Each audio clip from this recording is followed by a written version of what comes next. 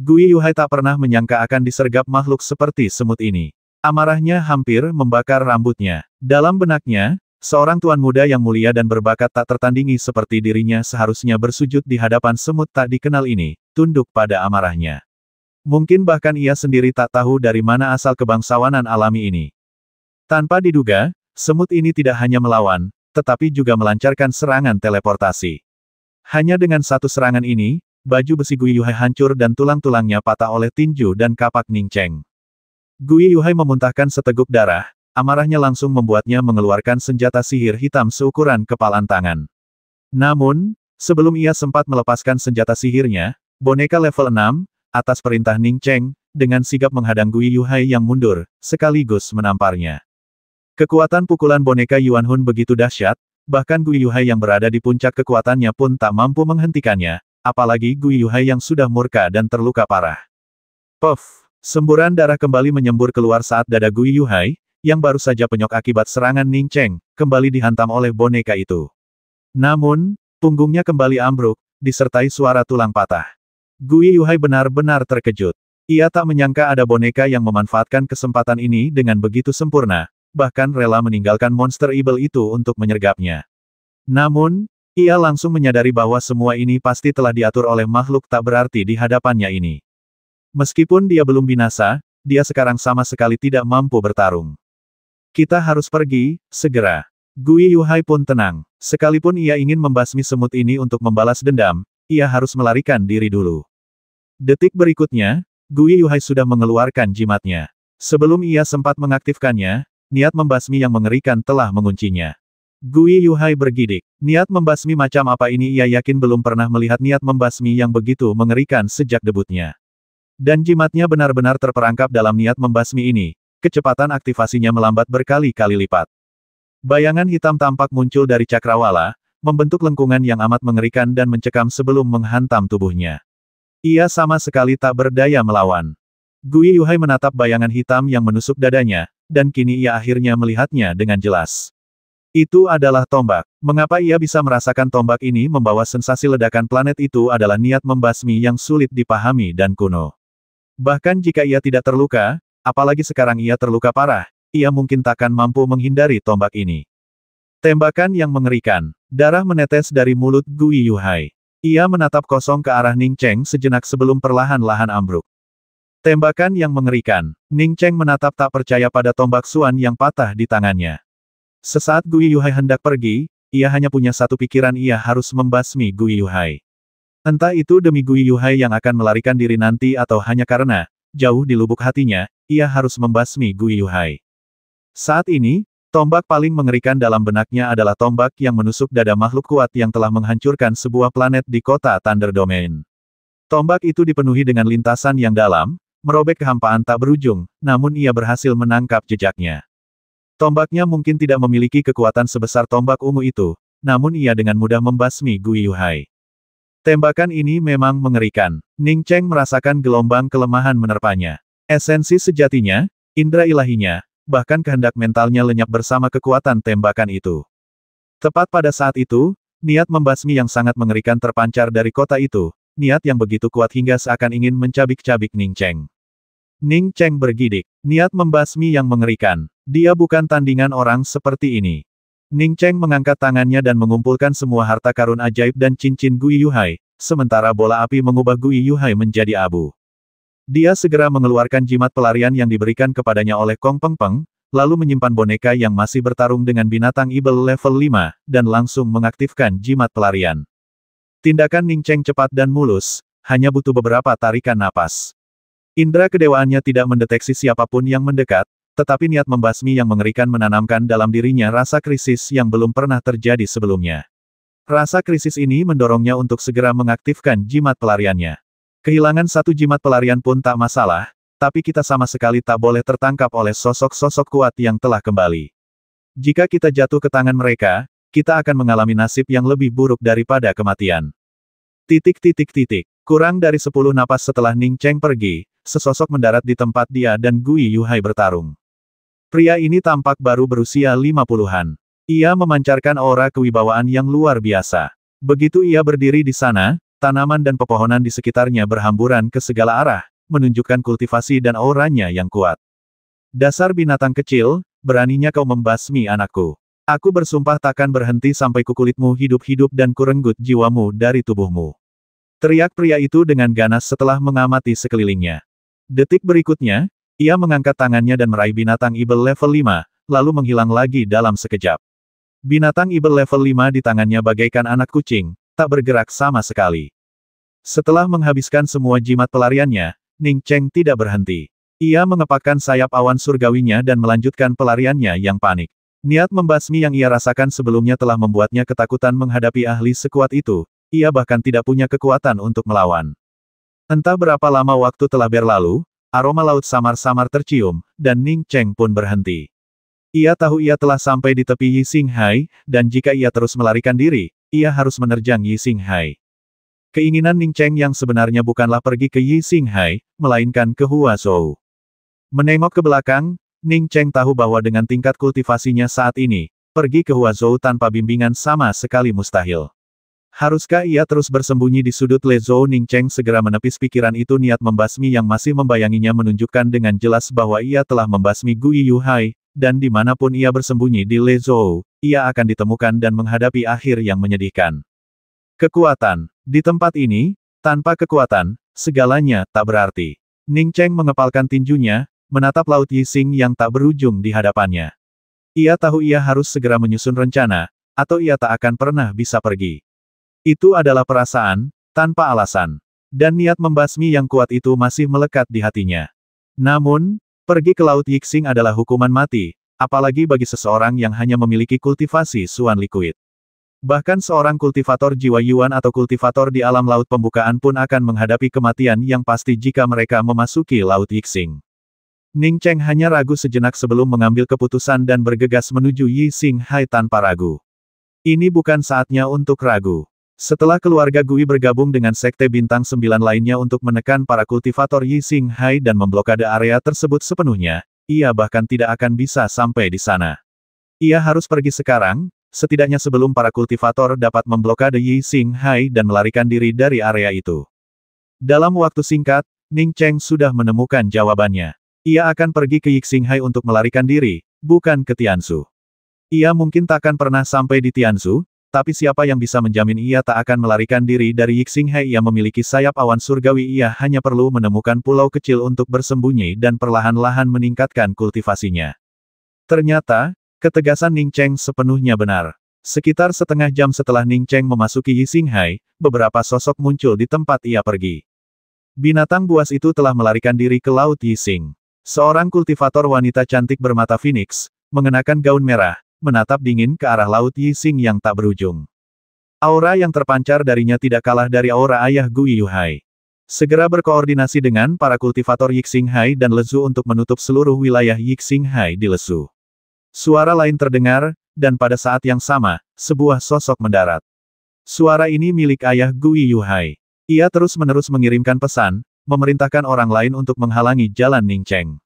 Ia ingin mencegat Ning Cheng, tetapi tanpa diduga, Ning Cheng berhasil melarikan diri ke Yi Xinghai. Ia memendam dendam yang mendalam. Jika Ning Cheng berani bersembunyi di Lezu, ia yakin bisa menemukannya. Sayangnya, Ning Cheng memilih melarikan diri ke Laut Yixing yang tak berujung. Tidak ada pasukan di Yi Xinghai yang bisa dikomandoi secara paksa oleh kota Guiyuan. Ia hanya bisa berkoordinasi.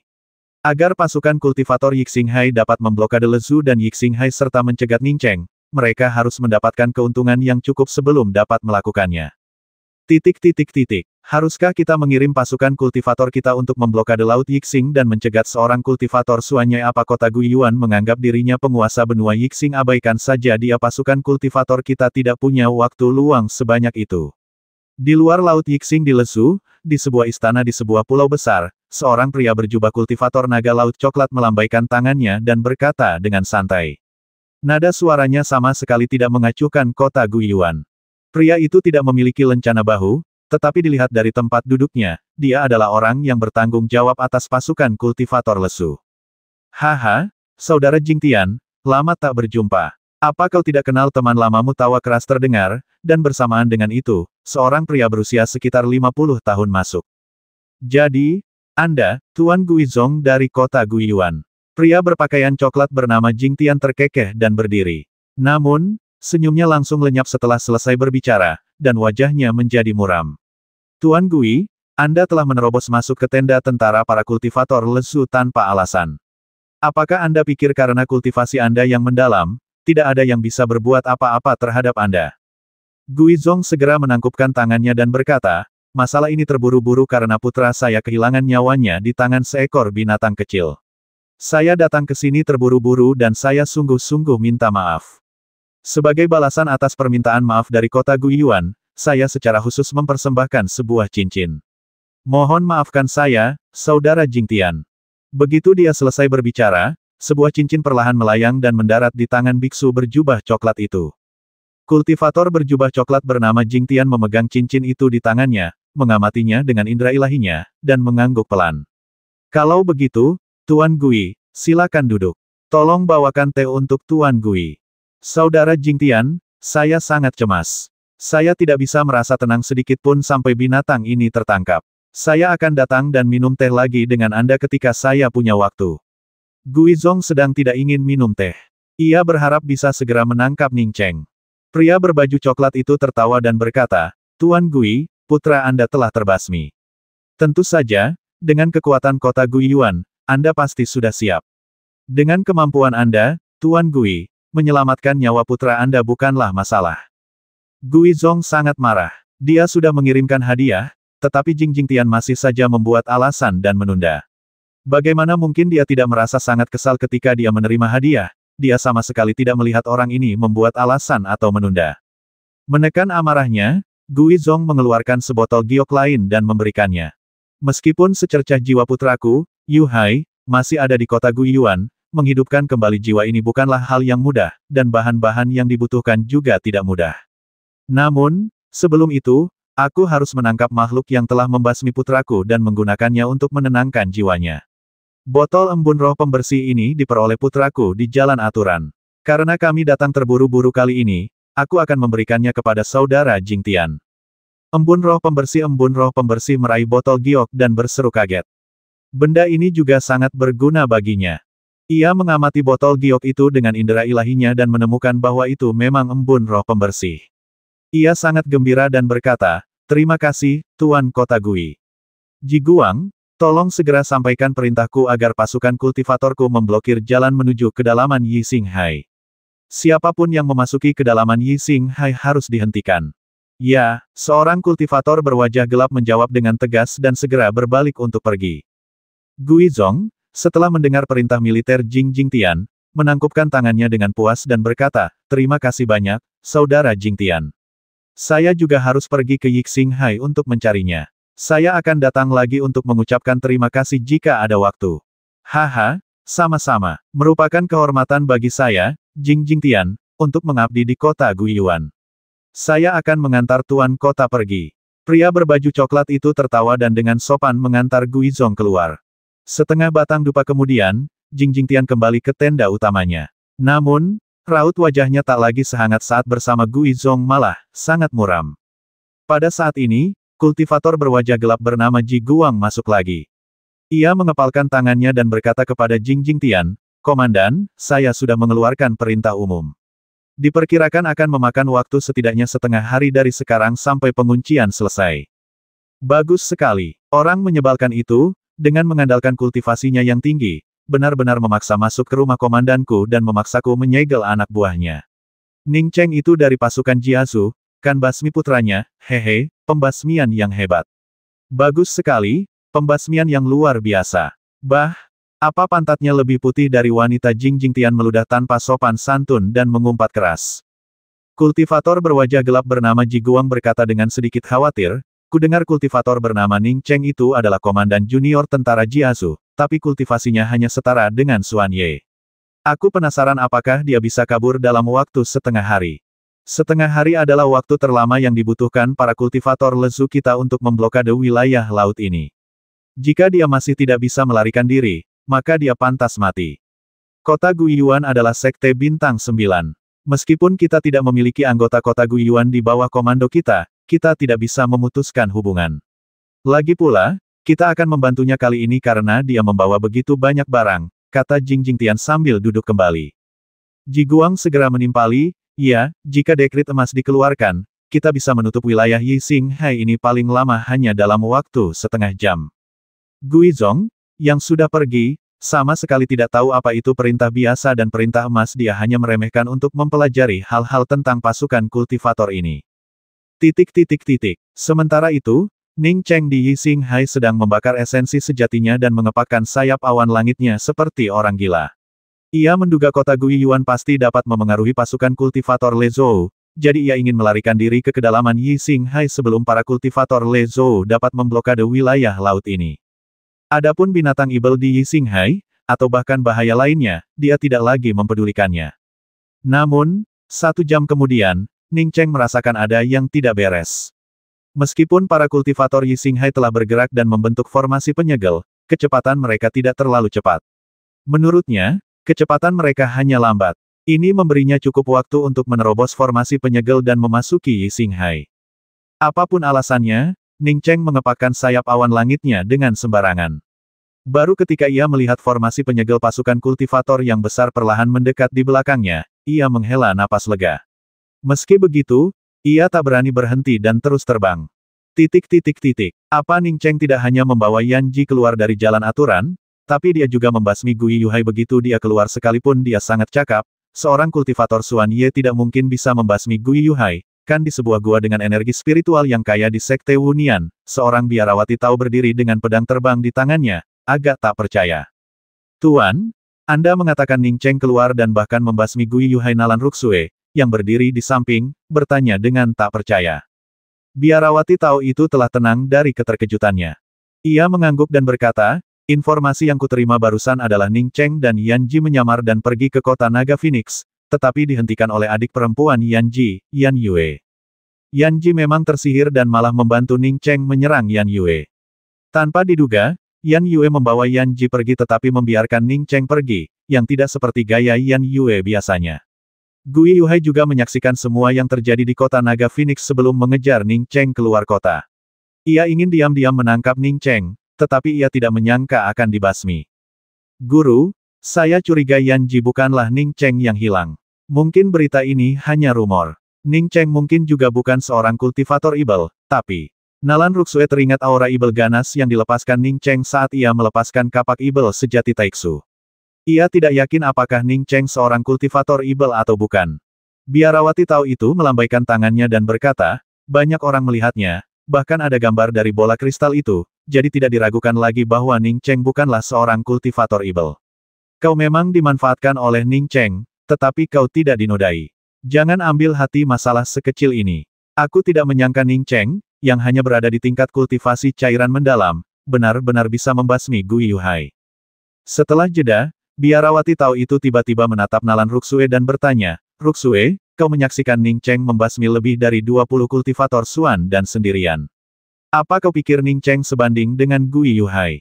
Setelah merenung sejenak, Nalan Ruxue berkata, Guru, meskipun Ning Cheng membasmi lebih dari 20 kultivator Xuan dan, sebenarnya hanya 2 atau 3 orang yang benar-benar bisa mengancamnya. Hal ini terutama karena kapak ibel Ning Cheng terlalu kuat. Kapak itu menekan banyak kultivator berkemauan lemah sejak awal. Lebih tepatnya, kapak itu memiliki sedikit serangan diam-diam, dan banyak dari mereka dibasmi oleh Ning Cheng menggunakan mutiara inti hancur.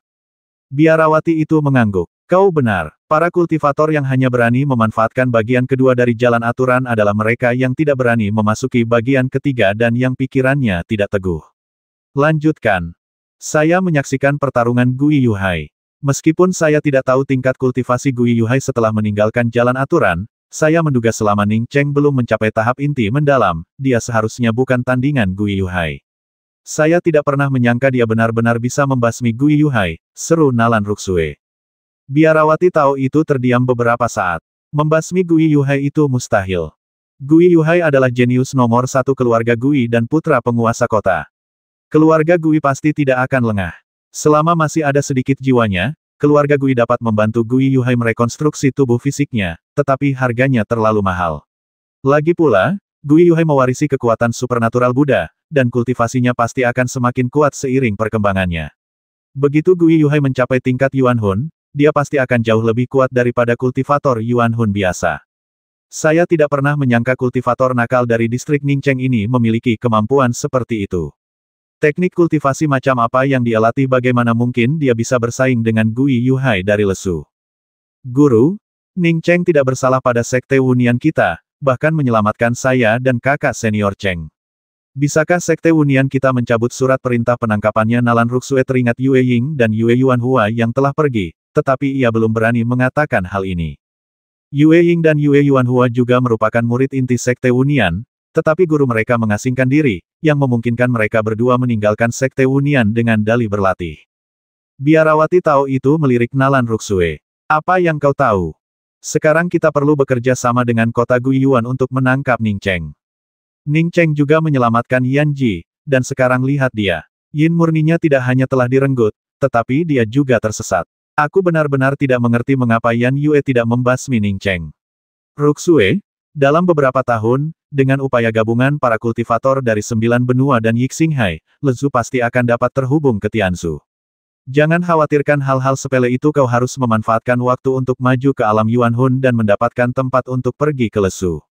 Ya, jawab Nalan Ruxue cepat. Ningcheng berhenti di sebuah pulau tandus berbatu. Ia terlalu lelah untuk berjalan lebih jauh. Ia juga tahu ia tidak bisa melanjutkan dengan tingkat kultivasinya saat ini. Jika ia berani melanjutkan, ia pasti akan dimangsa oleh monster laut dalam. Di saat yang sama, Ningcheng juga tahu bahwa dirinya masih dalam bahaya, dan ia tidak berani menyelam lebih dalam lagi, karena ahli yang sebelumnya mengancamnya masih bisa terus mencarinya. Ningcheng tahu ia tak bisa lagi berlama-lama di bebatuan ini, dan ia tak berani berlama-lama di sana menunggu arwah. Ia bahkan tak berani bersembunyi di dunia kecilnya, yaitu sebuah cincin. Jika cincin itu dibiarkan di sini, ia akan sepenuhnya terekspos pada indera keilahian seorang master. Ningcheng melompat ke laut. Ia memutuskan untuk mencari tempat di dasar laut untuk mengubur cincin itu dan kemudian bersembunyi di sana. Meskipun ini masih sangat berbahaya, Ningcheng tidak bisa memikirkan cara yang lebih baik. Ini bahkan bukan bagian terdalam dari Laut Yixing, namun airnya luar biasa dalam. Aura-aura kuat menyapu Ningcheng, membuatnya takut untuk melangkah maju. Aura mengerikan ini tak diragukan lagi milik monster-monster ibel tingkat tinggi yang kuat. Tepat ketika Ningcheng bingung harus berbuat apa, sebuah kekuatan hisap yang mengerikan datang, menyedot semua ikan di sekitar Ningcheng sekaligus. Bahkan Ningcheng pun kesulitan melawan kekuatan hisap yang dahsyat ini. Ningcheng tiba-tiba mendapat ide. Bagaimana jika ia memasukkan dunia kecil itu ke dalam perut ikan yang bergerak cepat dan membiarkan ikan itu membawanya berkeliling? Bukankah itu luar biasa? Namun, Ningcheng segera menyingkirkan pikiran itu. Terlepas dari apakah ikan ini akan membawanya kembali ke Laut Yixing di Lesu, asam lambung ikan itu bahkan mungkin menggerogoti dunia kecilnya. Memikirkan hal ini, Ningcheng dengan gegabah mengedarkan esensi sejatinya, mencoba melepaskan diri dari kekuatan hisap yang kuat ini. Tepat saat Ningcheng lolos dari hisapan kuat itu, ia merasakan air laut di sekitarnya kembali bergejolak, dan sebuah kekuatan seperti bendungan jebol mengangkatnya. Saat itu, Ningcheng kelelahan dan tak berdaya melawan. Dalam sekejap, ia jatuh ke dalam ruang gelap dan tertutup. Ditelan ikan lain adalah pikiran pertama Ningcheng. Asam lambung yang kuat hampir membuatnya muntah. Tanpa ragu, ia mengeluarkan tombak patah mendalam, menusuk lubang besar di sekitarnya dengan satu tusukan, dan langsung melesat keluar. Bau darah memenuhi udara, dan Ningcheng mengamati area itu dengan indera ilahinya, menyadari bahwa ia telah keluar dari perut ikan raksasa itu. Namun, getaran hebat menyusul, yang diduga Ningcheng disebabkan oleh tombaknya yang menusuk ikan itu, menyebabkannya melarikan diri dengan panik. Ningcheng menghela napas. Ia sebenarnya tidak berniat kabur pakai ikan, tapi tetap saja ia ditelan bulat-bulat. Sepertinya ia tak punya pilihan selain kabur pakai ikan. Ikan ini sangat besar dan luar biasa cepat, menjadikannya rute pelarian yang sempurna baginya. Ningcheng melepas cincin dari tangannya, mengaitkannya di antara duri-duri tulang ikan itu, lalu memasuki dunianya sendiri.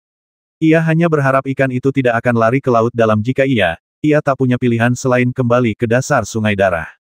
Kembali ke dunia kecil yang hijau dan subur menyegarkan Ningcheng, akhirnya memberinya kedamaian. Ia membersihkan diri, melepas penyamarannya, lalu duduk di tepi kolam embun roh pembersih. Grey duduk sangat kenyang dan tertidur lelap di dekat kolam embun pembersih dengan perutnya yang bundar. Ningcheng mengabaikan makhluk berwajah kelabu itu. Prioritas utamanya adalah merapikan barang-barang Gui Yuhai. Gui Yuhai adalah jenius terbaik kota Guiyuan dan tokoh kunci dalam program pembangunan kota. Ia tidak bisa mengecewakannya. Ia tahu bahwa untuk waktu yang lama, Gui Yuhai mungkin akan terkurung dalam dunianya sendiri. Jika cincin Gui Yuhai tidak berisi banyak barang, ia akan berada dalam masalah besar. Pedang emas besar itu membawa gelombang mantra Buddha. Kualitasnya tak terbantahkan, tetapi Ning Cheng tahu itu adalah benda berharga. Meskipun ia tidak menyukai pedang itu, ia tahu itu akan berguna di masa depan. Rantai emas, yang samar-samar dipenuhi energi spiritual emas, juga jelas merupakan senjata spiritual bermutu tinggi. Ning Cheng lalu mengeluarkan benda hitam legam seukuran kepalan tangan itu. Benda itu terasa ringan di tangannya, sangat ringan. Ning Cheng tidak melanjutkan membuka cincin Gui Yuhai. Ia mulai menyempurnakan pedang besar itu. Meskipun ia tidak berlatih sihir Buddha, ia ingin menyempurnakannya untuk digunakan di masa mendatang. Ning Cheng hanya membutuhkan waktu seharian untuk menyempurnakan setengah dari pedang raksasa itu, tetapi ia sudah kehilangan minat untuk melanjutkan. Ia merasakan adanya konflik antara aura pedang dan asal Xuan Huang miliknya. Pedang raksasa emas ini disebut pedang sejati Brahma, sebuah artefak semi sejati, senjata sakti Buddha yang sangat kuat. Ning Cheng menyarungkan pedang sejati Brahma dan terus menyempurnakan rantai emas dan benda gelap itu. Beberapa jam berlalu, dan Ning Cheng telah menyempurnakan kedua benda itu sepenuhnya. Berbeda dengan pedang sejati Brahma, Ning Cheng sangat puas dengan kedua benda ini. Rantai emas itu adalah artefak spiritual berkualitas tinggi dan bermutu tinggi yang disebut rantai pengikat emas kutub. Dalam pertempuran, rantai itu dapat mengikat harta magis lawan dan bahkan indera ilahi mereka, agak mirip dengan koin tembaga penjatuh harta karun 5 elemen miliknya. Benda gelap itu mengejutkan. Ning Cheng itu adalah artefak magis seperti jaring yang disebut jaring pengunci jiwa Netherworld, dan artefak spiritual bermutu tinggi pula. Dalam pertempuran, rantai itu dapat secara tak terduga menjebak lawan dan menangkapnya hidup-hidup. Ning Cheng merasakan hawa dingin menjalar di punggungnya. Untungnya, ia sedang terburu-buru untuk menyelesaikan pertempuran dengan cepat dan tidak membiarkan Gui Yuhai mengaktifkan jaring pengunci Netherworld. Kalau tidak, hasilnya akan sangat sulit diprediksi. Gui Yuhai memang orang kaya. Ia sudah mendapatkan begitu banyak hal baik bahkan sebelum membuka cincinnya. Penasaran kejutan apa yang menantinya saat membuka cincin itu. Ning Cheng menyimpan harta karun ajaib yang halus ini untuk dirinya sendiri dan mulai menghapus batasan pada cincin Gui Yuhai. Pemahaman Ning Cheng tentang formasi dan batasan sudah sangat tinggi. Dalam waktu kurang dari setengah batang dupa, ia telah mengikis batasan pada cincin itu. Saat indera kedewaan Ning Cheng mendarat di dalam ring, dia berseru dengan takjub, Gui Yuhai sungguh kaya. Cincin itu juga berisi beberapa item sihir penyerang dan satu item sihir pertahanan berukuran besar, semuanya memiliki kualitas terbaik. Tumpukan batu roh terkurung oleh pembatas di dalam cincin. Ning Cheng mengamatinya sekilas dengan indera ilahinya dan menemukan bahwa total batu roh ini setidaknya 4 atau 5 juta. Selain itu, terdapat beragam ramuan ajaib, dan bahan-bahan untuk menyempurnakan senjata dan ramuan spiritual semuanya berkualitas tinggi. Yang membingungkan Ning Cheng adalah terdapat beberapa kotak giok merah akik di sudut cincin, yang tidak dapat ditembus oleh indera spiritualnya.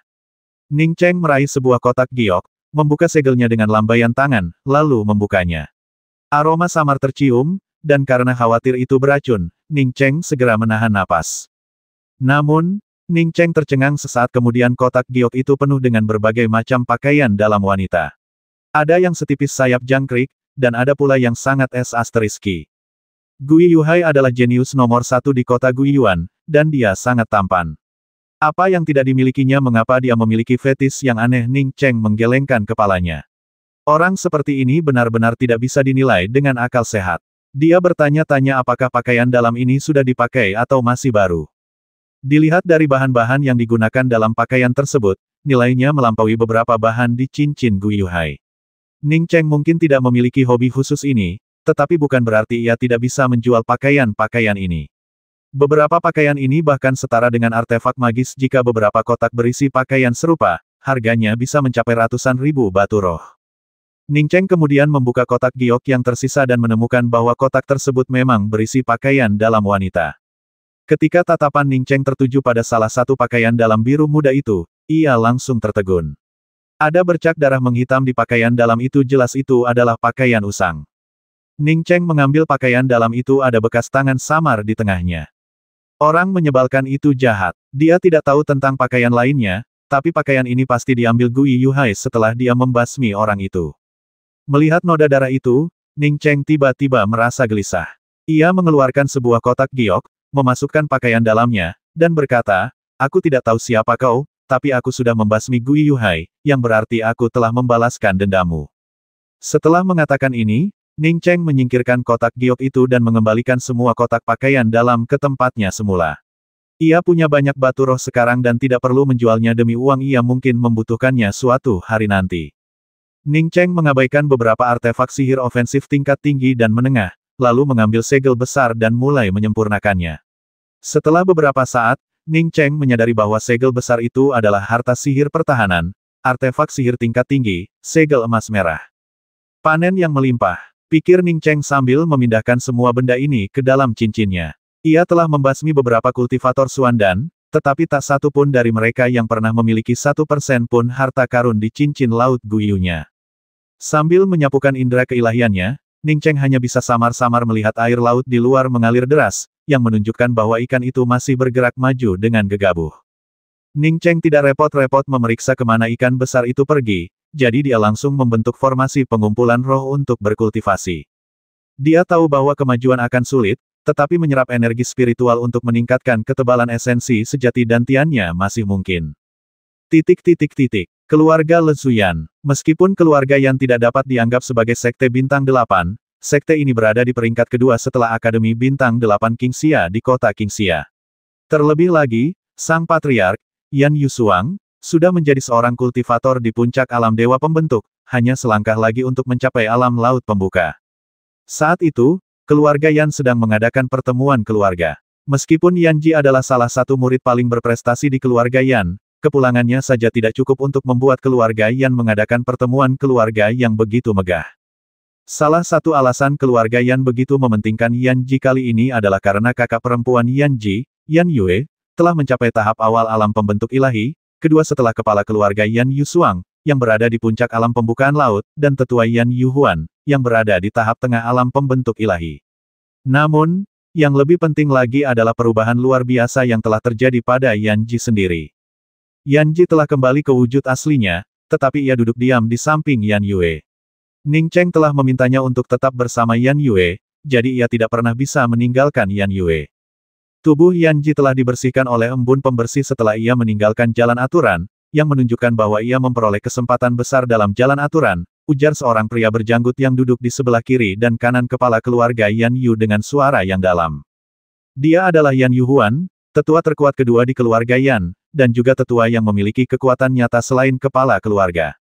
Untuk bisa membersihkan tubuh dengan embun roh pembersih, berapa banyak embun roh pembersih yang dibutuhkan seorang wanita dengan tingkat kultivasi jiwa Yuan berseru takjub. Tapi nyatanya, tidak ada setetes pun embun pembersih di cincin Yan Ji. Ini menunjukkan bahwa embun pembersih yang ditemukan Yan Ji telah dicuri oleh kultivator Ibel Ning Cheng, kata Yan Yuhuan dengan nada muram. Yan Yue tiba-tiba angkat bicara, adikku pasti telah menemukan sesuatu di jalan aturan, yang membuatnya kehilangan akal sehatnya. Dia mungkin belum menemukan embun roh pembersih. Siapapun yang menemukannya, sekarang sudah pasti Ning Cheng punya embun roh pembersih dalam jumlah besar. Kurasa kita harus menangkap Ning Cheng sesegera mungkin. Tidak bijaksana bagi Yan Yue membiarkan Ning Cheng pergi saat dia masih di kota Naga Phoenix, kata Yan Yuhuan sambil melirik Yan Yue. Yan Yusuang mengangguk pada dirinya sendiri. Jika keluarga Yan mendapatkan embun roh pembersih sebanyak itu, mungkin bukan tidak mungkin mereka bisa menjadi keluarga besar seperti keluarga Gui. Yan Yue mengangkat alisnya dan berkata dengan dingin, jadi Penatua Huan sedang menguliahiku. Dia maju ke alam dewa pembentuk dan menjadi tetua yang kuat di keluarga Yan, tetapi dia tidak menahan diri terhadap Yan Yuhuan. Melihat Yan Yue berdiri dengan kesal, Yan Yusuang segera menekannya ke bawah dengan tangannya dan berkata, semua orang memikirkan keluarga Yan, jadi jangan berdebat tentang ini. Ide tetua Huan adalah untuk keluarga Yan, dan Yan Yue juga memikirkan keluarga Yan. Kurasa kita harus melakukan ini. Kondisi Yan Ji kemungkinan besar disebabkan oleh suatu masalah yang tak terjelaskan, dan dia akan sadar secara alami. Karena tubuh Yan Ji telah dibersihkan oleh embun roh pembersih, dia harus dikultivasikan sebagai anggota kunci keluarga Yan mulai sekarang. Saran Penatua Huan juga bagus. Jika kita bisa menangkap Ning Cheng, jumlah embun roh pembersih yang banyak akan sangat membantu keluarga Yan. Selain itu, Akademi Qingxia juga mengincar Ning Cheng. Tindakan ini tidak hanya akan memperkuat hubungan kita dengan Akademi Qingxia, tetapi juga meningkatkan hubungan kita dengan kota Guiyuan. Yan Yuhuan dan Yan Yue keduanya merupakan elit keluarga Yan, dan kepala keluarga Yan Yusuang membantu mereka berdua beberapa kali. Ini menandai bulan ke-9 sejak Ning Cheng melarikan diri ke Laut Yixing. Meskipun kota Guiyuan dipenuhi amarah yang tak terbendung dan ingin menangkap Ning Cheng, mereka akhirnya terpaksa menyelinap kembali ke kota Guiyuan. 9 bulan tanpa jejak. Jika Ning Cheng tidak dimangsa oleh binatang ibel, maka ia benar-benar telah melarikan diri ke dasar Laut Yixing. Sekalipun Ning Cheng berhasil lolos ke kedalaman Yixinghai, ia tetap akan menghadapi kematian. Namun, Guizhong sangat kesal karena tidak bisa menangkap Ning Cheng secara langsung dan membawanya kembali. Ning Cheng membuka matanya lagi, setelah menyerap lebih dari 2 juta batu roh. 9 bulan telah berlalu, dan tingkat kultivasinya belum meningkat sama sekali, namun, esensi sejati dalam dantiannya lebih pekat dari sebelumnya. Ning Cheng kecewa karena seiring ia terus menyerap energi spiritual dan berkultivasi, dantiannya semakin tebal dan luas, sehingga kultivasinya semakin sulit. Untungnya, seiring bertambahnya esensi sejati yang terkumpul di dantiannya, ia tidak naik level, tetapi kekuatannya terus bertambah. Ning Cheng mengamati area itu dengan indera kedewaannya dan menemukan bahwa meskipun air laut di luar masih bergerak, namun tidak lagi secepat sebelumnya. Haruskah kita meneruskan kultivasi kita, atau pergi keluar dan melihat dunia? Tepat ketika Ning Cheng memikirkan hal ini, ia menyadari ikan yang ditungganginya tiba-tiba berhenti. Meskipun Ning Cheng berada di dalam ring, indera kedewaannya dapat mendeteksi ketakutan ikan itu. Tak lama kemudian, indera kedewaan Ning Cheng mendeteksi aliran air yang deras dan deras. Aura yang terpancar dari air ini langsung membuat Ning Cheng menyadari bahwa itu pastilah monster ibel tingkat tinggi yang menakutkan. Mungkin sebaiknya aku tidak keluar, pikir Ning Cheng, memejamkan mata dengan cemas. Ia yakin ikan yang ia tangkap bukanlah monster ibel yang kuat, paling-paling hanya ikan laut besar. Monster laut tingkat tinggi yang berkeliaran di dasar laut tidak akan menelan ikan ini, tetapi bukan berarti mereka tidak akan memakannya. Ikan ini hanyalah ikan biasa, jadi wajar saja jika monster laut itu tidak memakannya. Namun, ia adalah seorang kultivator, jadi monster laut itu pasti sangat tertarik. Sayangnya, Guiyuhai tidak memiliki senjata sihir terbang di cincinnya. Jika ia memilikinya, ia bisa mencoba terbang dengan senjata itu di ketinggian. Jika seorang kultivator seperti Guiyuhai memiliki senjata ajaib, itu pasti bukan sekadar artefak terbang tingkat rendah seperti miliknya. Itu tidak benar. Guiyuhai adalah jenius nomor 1 di kota Guiyuan. Bagaimana mungkin dia tidak punya senjata sihir terbang? Apa aku melewatkan sesuatu? Jangan sebut Guiyuhai, dia saja punya artefak sihir terbang. Ning Cheng mengeluarkan semua barang milik Guiyuhai lagi dan memeriksanya satu persatu. Ia menemukan beberapa jimat pelarian, masing-masing tidak lebih buruk dari yang diberikan Kong Peng Peng, tetapi ia tidak menemukan harta sihir terbang. Setelah berpikir lama, Ning Cheng, yang masih enggan menyerah, kembali mengambil pedang Brahma. Pedang itu adalah senjata semi sejati, dan terlebih lagi, sebuah pusaka sakti Buddha. Karena ia tidak menyukai pusaka sakti Buddha, ia hanya menyempurnakan setengahnya sebelum menyerah. Terlepas dari apakah pedang ini adalah senjata sihir terbang atau bukan, dia akan menyempurnakannya terlebih dahulu. Sekitar 1 hari berlalu, dan Ning Cheng telah menyempurnakan pedang sejati Brahma raksasa di tangannya. Pada saat ini, ia akhirnya mengerti mengapa ia tidak menemukan senjata sihir terbang di cincin Guiyuhai. Ternyata pedang sejati Brahma di tangannya memang merupakan senjata sihir terbang. Bahkan Ning Cheng tidak menyangka bahwa pedang sejati Brahma di tangannya bukan hanya senjata sihir terbang, tetapi juga artefak sejati tingkat rendah. Sebelumnya, ia mengira pedang sejati Brahma adalah artefak semi sejati karena ia belum menyempurnakannya. Sekarang setelah ia menyempurnakannya, ia menyadari bahwa pedang itu memang artefak sejati tingkat rendah. Ning Cheng telah berada di benua Yixing cukup lama, dan ia tahu bahwa mengaktifkan artefak sejati tingkat rendah bukanlah hal yang mudah. Hanya mereka yang memiliki jiwa dewa yang sangat kuat atau mereka yang merupakan kultivator jiwa Yuan yang dapat melakukannya. Ia tidak menyangka Guiyuhai memiliki keterampilan seperti itu, bahkan mampu mengaktifkan artefak sejati tingkat rendah. Pedang Brahma di tangannya adalah senjata sakti Buddha yang menggabungkan 2 fungsi. Saat digunakan sebagai senjata sakti terbang, ia memiliki nama lain Roda Api Brahma. Namun, roda api Brahma ini tidak hanya membutuhkan esensi sejati dan indera ilahi untuk menggerakkannya, tetapi juga kekuatan kehendak. Ning Cheng belum pernah mendengar tentang kekuatan sumpah, apalagi gagasan menggunakan kekuatan sumpah untuk menggerakkan roda api Brahma True Buddha. Sumber daya dan fondasi sekte dan keluarga besar ini memang jauh melampaui apa yang bisa ditandingi oleh seorang kultivator nakal seperti dia. Bahkan jika dia diberi barang-barang berharga seperti itu, dia tidak akan bisa memanfaatkannya secara efektif. Ning Cheng mencoba menggunakan esensi sejati dan indera ilahinya untuk menggerakkan roda api Buddha sejati Brahma, tetapi butuh waktu lama baginya untuk mengaktifkan beberapa bayangan ilusi roda Arhat. Sedangkan untuk membuat roda api Buddha sejati Brahma terbang, itu sama sekali tidak mungkin. Setelah beberapa hari berusaha keras, Ning Cheng terpaksa meninggalkan roda api Brahma. Meskipun ia tahu bahwa senjata terbang ajaib ini akan sangat cepat setelah diaktifkan, sayangnya ia tidak memiliki kemampuan untuk melakukannya. Setelah memilah barang-barang Gui Yuhai lagi, Ning Cheng tidak menemukan barang berharga lainnya dan benar-benar kecewa.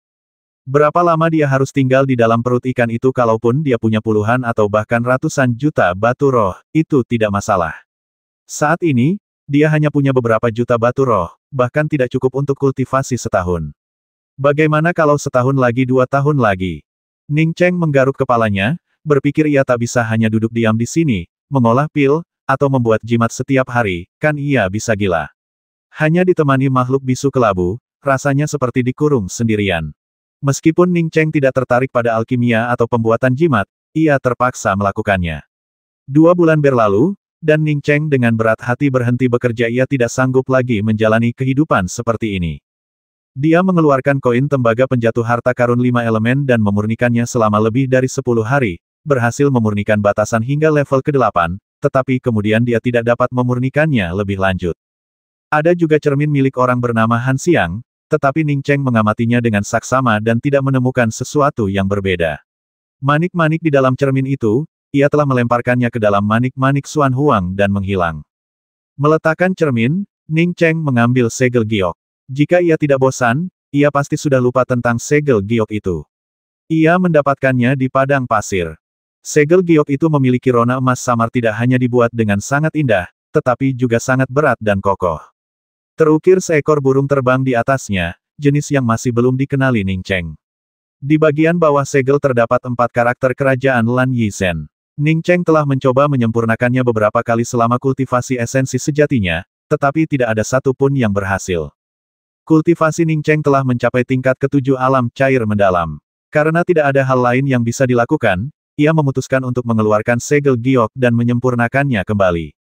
Saat indera kedewaan Ning Cheng berkomunikasi dengan segel giok, ia terkejut mendapati segel giok itu agak longgar. Ia kemudian memanfaatkan kesempatan itu untuk menembus segel dengan indera kedewaannya sendiri.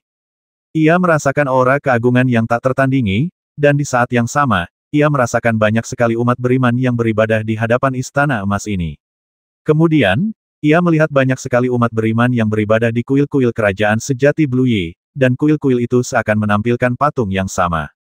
Semua patung ini seolah menggambarkan sosok agung yang sama, dengan segel kekaisaran di tangannya.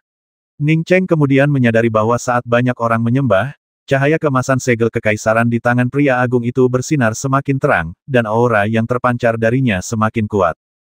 Tekad beberapa bulan yang lalu, Ning Cheng tidak mengerti apa arti tekad, tetapi sekarang ia memahami dengan jelas arti kedua kata itu. Kekuatan tak terbatas yang terkandung dalam segel giok ini adalah tekad rakyat suatu bangsa. Konon, segel giok ini mengandung kekuatan harapan, yang berarti ia bisa menggunakan kekuatan harapan di dalam segel giok tersebut untuk menggerakkan roda api Buddha sejati Brahma. Ning Cheng langsung bersemangat. Ia tak menyangka bahwa ia selalu membawa segel giok berisi kekuatan harapan. Namun, Ning Cheng yakin bahwa segel giok ini jelas bukan hanya untuk menyimpan keinginan, ia juga memiliki kegunaan lain. Setelah mengetahui bahwa segel giok tersebut mengandung kekuatan sumpah dan bahkan dapat mengaktifkan roda api Buddha sejati Brahma, Ning Cheng menyempurnakannya siang dan malam.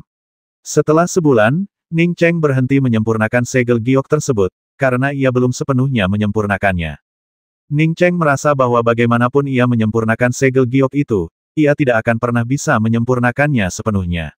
Untungnya, ia tidak peduli, ia hanya perlu mengerahkan kekuatan kehendak di dalamnya. Saat bersendewa dengan kekuatan kehendak, Ning Cheng langsung teringat kotak-kotak giok berisi pakaian dalam wanita yang pernah dilihatnya sebelumnya. Ia membuka salah satu kotak, mengambil sepotong pakaian dalam setipis sayap jangkrik, dan mengamatinya dengan indera ilahinya. Benar saja, ada kekuatan kehendak yang samar meskipun sangat samar, Ning Cheng berhasil mendeteksinya. Sayang sekali pengetahuanku terlalu sedikit, aku tidak mengerti mengapa pakaian dalam yang diperoleh Gui Yuhai mengandung sedikit jejak tekad. Ning Cheng bergumam pada dirinya sendiri sebelum memasukkan kembali pakaian dalam itu ke dalam kotak. Ia kemudian membuka pakaian dalam yang berlumuran darah itu, tetapi yang ini tidak mengandung tekad sama sekali, hanya rasa dendam yang mendalam. Sebelum bersendewa dengan tekad itu, Ning Cheng tidak bisa merasakan aura ini, tetapi sekarang ia langsung mengenalinya. Setelah memastikan bahwa ia dapat mengaktifkan roda api Buddha sejati Brahma melalui segel giok, Ning Cheng tidak ingin lagi berada di dalam perut ikan. Ia keluar dari cincin, memasangnya di tangannya, dan segera melepaskan tombak patah mendalam, merobek perut ikan hingga berdarah sebelum akhirnya keluar. Sekalipun dia memakan ikan itu, atau sekalipun dia masuk dengan sukarela, Ning Cheng akan mencabik-cabik ikan itu dengan satu tembakan untuk melarikan diri. Ikan yang panjangnya ratusan meter itu tertusuk tombak Ning Cheng di perutnya. Ia meronta-ronta kesakitan dan langsung menghilang dari kesadaran Ning Cheng. Ning Cheng langsung menerjang keluar dari laut, tetapi sebelum ia sempat melepaskan roda api Buddha sejati Brahmanya, bau amis yang menyengat menyeruak ke seluruh tubuhnya. Ekspresi Ning Cheng berubah, ia tak menyangka nasibnya akan seburuk ini, bertemu dengan monster Ibel level 6 begitu ia muncul. Aura ini tak diragukan lagi milik binatang Ibel tingkat 6. Ning Cheng bahkan tak sempat melihat seperti apa rupa binatang itu sebelum ia langsung mengepakkan sayap awan langitnya sekuat tenaga. Bahkan dengan kekuatannya yang jauh lebih besar, ia tetap tak tertandingi oleh binatang Ibel tingkat 6. Ning Cheng baru saja minggir ketika bayangan merah gelap melintas di tempat dia berdiri tadi. Teleportasi sayap Tianyun memungkinkan Ning Cheng lolos tanpa cedera. Ia juga dapat melihat dengan jelas makhluk itu tubuhnya bersinar merah darah, kecepatannya luar biasa, dan memiliki dua kepala. Ning Cheng mengenalinya, itu adalah buaya berkepala dua pelangi darah, yang umum terlihat di Laut Yixing. Binatang ini sangat cepat dan ahli dalam menghisap darah. Kulitnya sangat berharga, kulit buaya berkepala dua pelangi darah level 6 bahkan dapat digunakan untuk membuat artefak sihir pertahanan dan terbang yang sangat baik.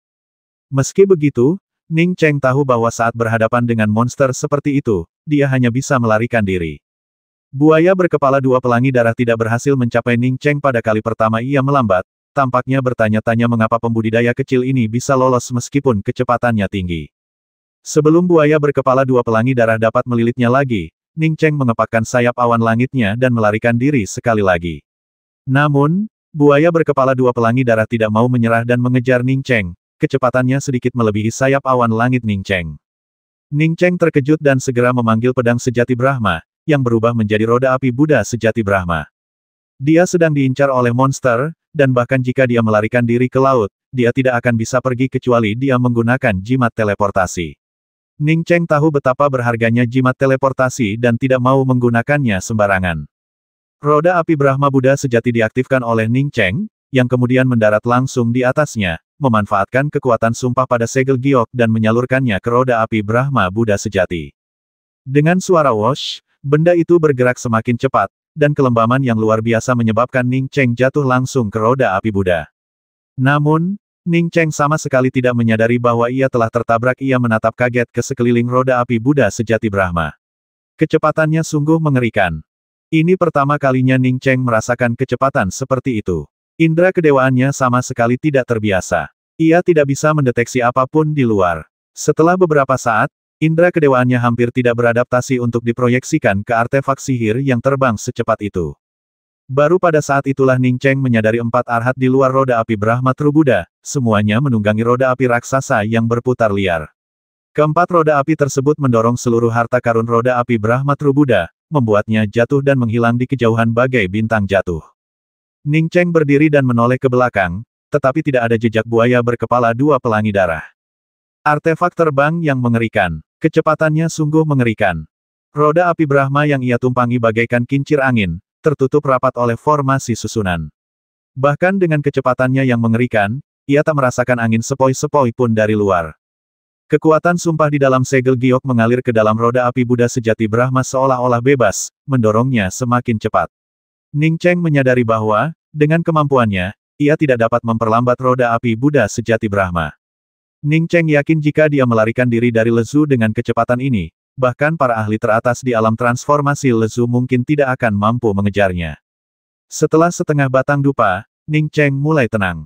Ia mulai mencoba mengendalikan roda api Brahma True Buddha, ingin roda itu bergerak maju di bawah kendalinya, bukan hanya terbang tanpa tujuan seperti ini.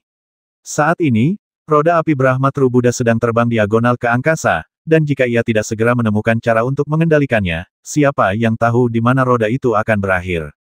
1 jam kemudian, Ning Cheng masih belum bisa mengendalikan roda api Buddha sejati Brahma. Terlebih lagi, ia tidak bisa menghentikannya menyerap kekuatan sumpah dan terus terbang. Ia telah menyempurnakan senjata sihir terbang, dan ia tahu cara mengendalikan roda api Brahma Buddha sejati. Namun, segel giok tersebut belum sepenuhnya disempurnakan olehnya. Ia dapat mengeluarkan kekuatannya dan memberikannya kepada roda api Brahma Buddha sejati, tetapi ia tidak dapat mengendalikannya. Terlebih lagi, roda api Brahma Buddha sejati adalah senjata sihir terbang artefak sejati tingkat rendah, dan bahkan jika ia telah menyempurnakannya, akan sangat sulit baginya untuk mengendalikannya dengan tingkat kultivasinya. Roda api Brahma Buddha menjulang semakin tinggi, dan Yi Xinghai tidak terlihat di sekitarnya. Pada saat ini, merasa cemas tidak ada gunanya. Ning Cheng duduk dan berusaha sekuat tenaga mengendalikan roda api Buddha sejati Brahma dengan indera kedewaannya. Beberapa jam berlalu sebelum Ning Cheng akhirnya berhasil mengendalikan roda api Buddha sejati Brahma dengan indera keilahiannya, meratakannya dan mengubahnya menjadi garis lurus alih-alih terus naik. Dia masih belum bisa mengendalikan kekuatan segel giok. Sambil terus menyempurnakan segel giok, Ning Cheng kembali memindai dengan indera ilahinya. Dia ingin melihat di mana dia berada setelah beberapa jam pendakian yang menegangkan ini. Kali ini, saat indera kedewaan Ning Cheng menyapu, aura yang sangat dahsyat langsung memusnahkan indera kedewaannya, dan pada saat yang sama, aura itu membombardir lautan kesadarannya melalui indera kedewaannya. Seolah-olah bila angin dan kerikil kacau yang tak terhitung jumlahnya bercampur menjadi satu, berputar-putar dan menghantam lautan kesadarannya. Wajah Ning Cheng menjadi pucat karena serangan itu, pikirannya merasakan sakit yang luar biasa, dan dia hampir batuk darah. Ruang kacau, seru Ning Cheng kaget. Ia tak menyangka roda api Buddha sejati Brahma akan membawanya ke tempat setinggi ini. Ning Cheng hanya mengetahui tentang ruang aura caotik dari beberapa kepingan giok yang terkumpul dan tersebar. Ini bukanlah aura biasa melainkan, ia berada di lapisan ruang di luar atmosfer, di antara atmosfer dan kehampaan luar. Di sini, semua aturan kacau balau, dan angin serta meteorit yang kacau balau berputar-putar sepanjang tahun. Konon, bahkan para kultivator di tahap Naschen Soul pun tak mampu mencapai tempat seperti itu. Oleh karena itu, tempat ini disebut ruang aura caotik. Bagaimana mungkin roda api Brahma Buddha sejati membawanya ke tempat yang begitu mengerikan? Ia tahu bahwa di balik lapisan ruang yang kacau ini terdapat kehampaan luar. Untungnya, ia tidak dibawa ke kehampaan luar oleh roda api Brahma Buddha sejati. Namun, Ning Cheng tahu bahwa meskipun roda api Brahma Buddha sejati sangat kuat, kemungkinan besar ia tidak akan mampu membawanya ke sana. Kehampaan luar mengacu pada kehampaan luas di luar suatu alam, yang membutuhkan penetrasi ruang untuk mencapainya. Beberapa pakar top dapat melintasi atmosfer yang menyelimuti benua Yixing, melewati lapisan spasial yang kacau, lalu menembus batas untuk memasuki kehampaan. Hanya sedikit makhluk luar biasa yang dapat menembus ruang. Kapan saja makhluk seperti itu hanya ada dalam legenda, dan tidak ada catatan tentang mereka di benua Yixing. Ning Cheng hanya mendengar Tai Suyi menyebutkan bahwa salah satu leluhur paman buyutnya dapat melakukan hal ini. Para ahli top yang mampu melintasi lapisan ruang caotik jauh lebih kuat daripada para kultivator Naschen Soul. Kultivator Naschen Soul biasa bahkan tidak mampu mencapai lapisan ruang caotik, apalagi menembus batas dan memasuki kehampaan. Ning Cheng awalnya menganggap semua ini hanya sebagai kisah aneh dari benua Yixing. Bagaimanapun, seorang kultivator jiwa baru lahir adalah eksistensi tingkat tertinggi di 9 benua. Ia tak pernah menyangka akan bertemu ruang caotik secepat ini, bahkan terbang di dalamnya. Meskipun roda api Buddha sejati Brahma membawanya ke sana, jika bukan karena batasan magisnya, ia pasti sudah tercabik-cabik oleh gelombang energi chaos sejak lama. Setelah keterkejutan awalnya mereda, Ning Cheng perlahan mulai terbiasa, dan kemudian ia perlahan mulai memancarkan indera kedewaannya. Tempat ini mengingatkannya pada kolam teratai Angry Axe di lembah Angry Axe. Mungkin menempa indera kedewaannya di sini tidak akan buruk. Ning Cheng tidak memiliki teknik kultivasi indera kedewaan apapun, tetapi ia menemukan metodenya sendiri di dalam ruang yang kacau ini. Dengan metode ini, indera kedewaannya, yang awalnya tidak dapat meluas, kemudian dapat memindai area seluas beberapa puluh kaki, dan seiring berjalannya waktu, indera kedewaannya semakin kuat. Beberapa bulan kemudian, indera kedewaan Ning Cheng kini mampu memindai radius beberapa ratus meter. Tak hanya itu, Ning Cheng juga merasa lautan kesadarannya semakin padat dan kokoh, sehingga pengoperasian indera kedewaannya pun semakin mudah dan lancar. Seperti dugaannya, tempat ini sungguh tempat yang sangat baik untuk menempa indera spiritual seseorang. Sayang sekali energi spasial yang kacau di sini terlalu mengerikan, kalau tidak, ia juga bisa menempa tubuhnya di tempat seperti itu. Ia bertanya-tanya apakah ada teknik untuk menempa tubuh fisik dan indera spiritual. Jika ada, ia pasti akan berusaha mendapatkannya. Baik kota Wuji Qinglei yang asli maupun ruang kacau ini merupakan tempat yang sangat bagus untuk menempa indera keilahian dan tubuh fisik seseorang. Beberapa bulan berlalu, dan lautan kesadaran Ning Cheng semakin tebal, dan indera kedewaannya kini mampu menjangkau jarak hingga 1000 meter. Ning Cheng menyadari bahwa meskipun tingkat kultivasinya tidak meningkat, kekuatannya pasti meningkat secara eksponensial. Pada saat ini, kesadaran ilahiyahnya mungkin jauh lebih kuat dibandingkan para kultivator Suan dan kesadaran ilahiyahnya tidak hanya kuat, tetapi juga sangat kokoh. Merasakan indera keilahian yang kuat, Ning Cheng tiba-tiba ingin mencoba kota guntur biru tak terbatas di rumah ungu miliknya, bertanya-tanya apakah dia masih bisa mengaktifkannya sekarang.